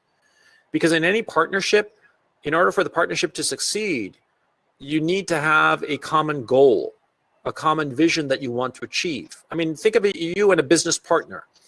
You guys set up a software company. He's great at coding and you're great at sales or whatever. I'm just making it up. And so you have different qualities that you bring together in the hope for synergy so that you will achieve the common goal of having a successful business that will provide you enough money and potentially make you rich, right? Yeah. That's the common goal. But in contemporary marriages, people have been encouraged to marry, quote unquote, the person that they love, which is, as you correctly point out, a lot of times just the person that you have a passing sexual interest in, or perhaps you have a personal affinity with, but not necessarily a common goal with, okay? And so I think it has to do with that, not necessarily having disparate moral frameworks, but rather, go ahead. You focus on the goal, whereas I'm focusing on the means. Two people can have the same goal, raising a child together, but it means in terms of upbringing, moral systems, education. And let's say the father wants a child to be baptized, the mother says no. Yeah, they well, both want to jump. But then what would happen in that case, they might have the same goal of raising the right family, but then they have a different approach to what is fair and unfair, i.e. the process by, like you said, the process by which they educate that child. And so it does fall apart. Yeah, so I would say that you're right, but I guess what I'm arguing is that different moral frameworks are not exclusively the reason why marriages would fall apart. They could be one of the explanations, and it's not an even a necessary condition, because it could be that the parents share their moral framework to a T, but still the marriage falls apart because they don't have the common goal. See? So it's not even that it's a necessary condition, let alone a sufficient condition. You see? Yeah, that's what I think about the issue. Thank you, Coach. I'll bow out now because there are a lot of people who want to ask questions. I'll just ask whether you will expand this prescriptive dimension of your theory. I mean, if you were to write it down, you have a good explanatory, you have a good predictive, but what a prescriptive? What should happen? What should individuals do? What should countries do? For example, a country should, make sure they have a melting pot. Otherwise, it's bound to. Yeah, I think that what has to be enforced is a common cultural norm and an effort at assimilation, or else the nation is bound to fall apart. It's inevitable that it'll fall apart. And that strong cultural, I don't want to say cultural institutions, that's not right. A strong sense of common cultural narrative has to be inculcated by all the cultural players. There has to be a notion of this is our common culture and that we all partake in this common culture. And it's not just like paying attention to the shit that came from the past, but rather also paying attention to the new culture that arises, the new movies, the new novels, the new plays, the new whatever, new video games even, so that everybody has a common sense that informs their notions of fairness and unfairness. See? And that's what seems to be disintegrating, especially in the last 12 months. Also Yes. Yes. Yes. Thank you, Coach. No, thank you, Chris. Thanks. You're making me think a lot about this, of like, yeah, how to do it. The other obvious point, of course, is that in this argument is essentially saying that there is no such thing as good and evil. Mm-hmm. It's all just social construct, okay? And it's all attempts to rationalize and explain our subjective emotion, specifically the emotions of guilt and unfairness and resentment. That's the whole point of morality, to explain away these emotions. But ultimately, there is no such thing as good and evil. Yeah, that's what I'm basically saying here, okay? So, yeah, it's a pretty dark kind of theory if you think about it in those terms. Okay. I've used up my 5 minutes. Thank you, Coach. No, it's okay. It's okay. Take it easy, Chris. I hope to see you next week, man. Always. Russell says, lol, those pancakes. Yeah, let me see. How long are we going on? Oh, man, we're going 2 hours and 40 minutes. Okay, so I'm going to wind this down. Let me just tell you, what am I going to tell you here?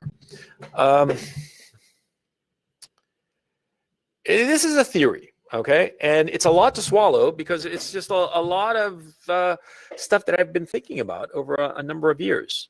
And perhaps it would be worthwhile, now that I've given you all that handout, perhaps at some future date to have like a follow-up with anybody who's interested, just to discuss this in more detail. Because I realize that perhaps I was unfair in flinging all of this at you, because it's a lot to digest. It's a lot to go over. I'm particularly disappointed in talking to Alejandro because he's a smart guy. He's a really sharp customer. And I just didn't understand his objection. But also I suspect that perhaps he has not had enough time to hone in on what he's really not happy about or clear about in this theory of morality. Okay? And so it's not anybody's fault. It's just simply a function of needing more time to think this shit over. Because like I said, I sprung a lot on you guys, and I very much appreciate that so many of you stuck around to listen to it. And I very much appreciate Alejandro, whom I'm singling out, but I'm singling him out in a very positive way, please. It's because I'm really interested in you guys giving me more input on this. And so, now that I'm talking about this, you know what I'm going to do? I'm going to set up for like during the week, like a follow-up webinar, quite apart from any other Sunday webinar, just to discuss this, because I'm really interested in your objections, most especially your objections, why you disagree with this, because I'm sure that you disagree with it. And I realized that thinking about it, I was sort of quote unquote unfair with you guys, because I obviously you need more time to think over what I've said. So I'd very much appreciate if you thought it over, look over that that handout I gave you, which has all the slides that I used in this presentation. And I'm going to schedule something for like, I don't know, maybe next Saturday when everybody would be freer, you know, more likely that they can hop on and talk about this stuff. And it'll be like a special episode just to discuss objections, criticisms, or if you want to ask me to clarify certain points, or, you know, whatever you want to talk about this. But I would prefer it if you were as harsh and critical as possible, because you see, I'm going to get around to writing this shit eventually, right? And so I far prefer to have you guys really tear it apart and get to where I made mistakes or where you disagree with good reasons, than to float this out there into the public world and then everybody's like, oh, this is bullshit because of these and those other reasons. You see what I'm saying? I much prefer for you guys in a control situation to tell me what's wrong with this so I can fix it. So yeah, and so here's an invitation to all of you who have stuck around so long. I very much appreciate it. I hope this doesn't bore you and it's giving you something to think about. And yeah, so this is CRP speaking to you live. I hope you enjoyed the show, and I will catch you next week.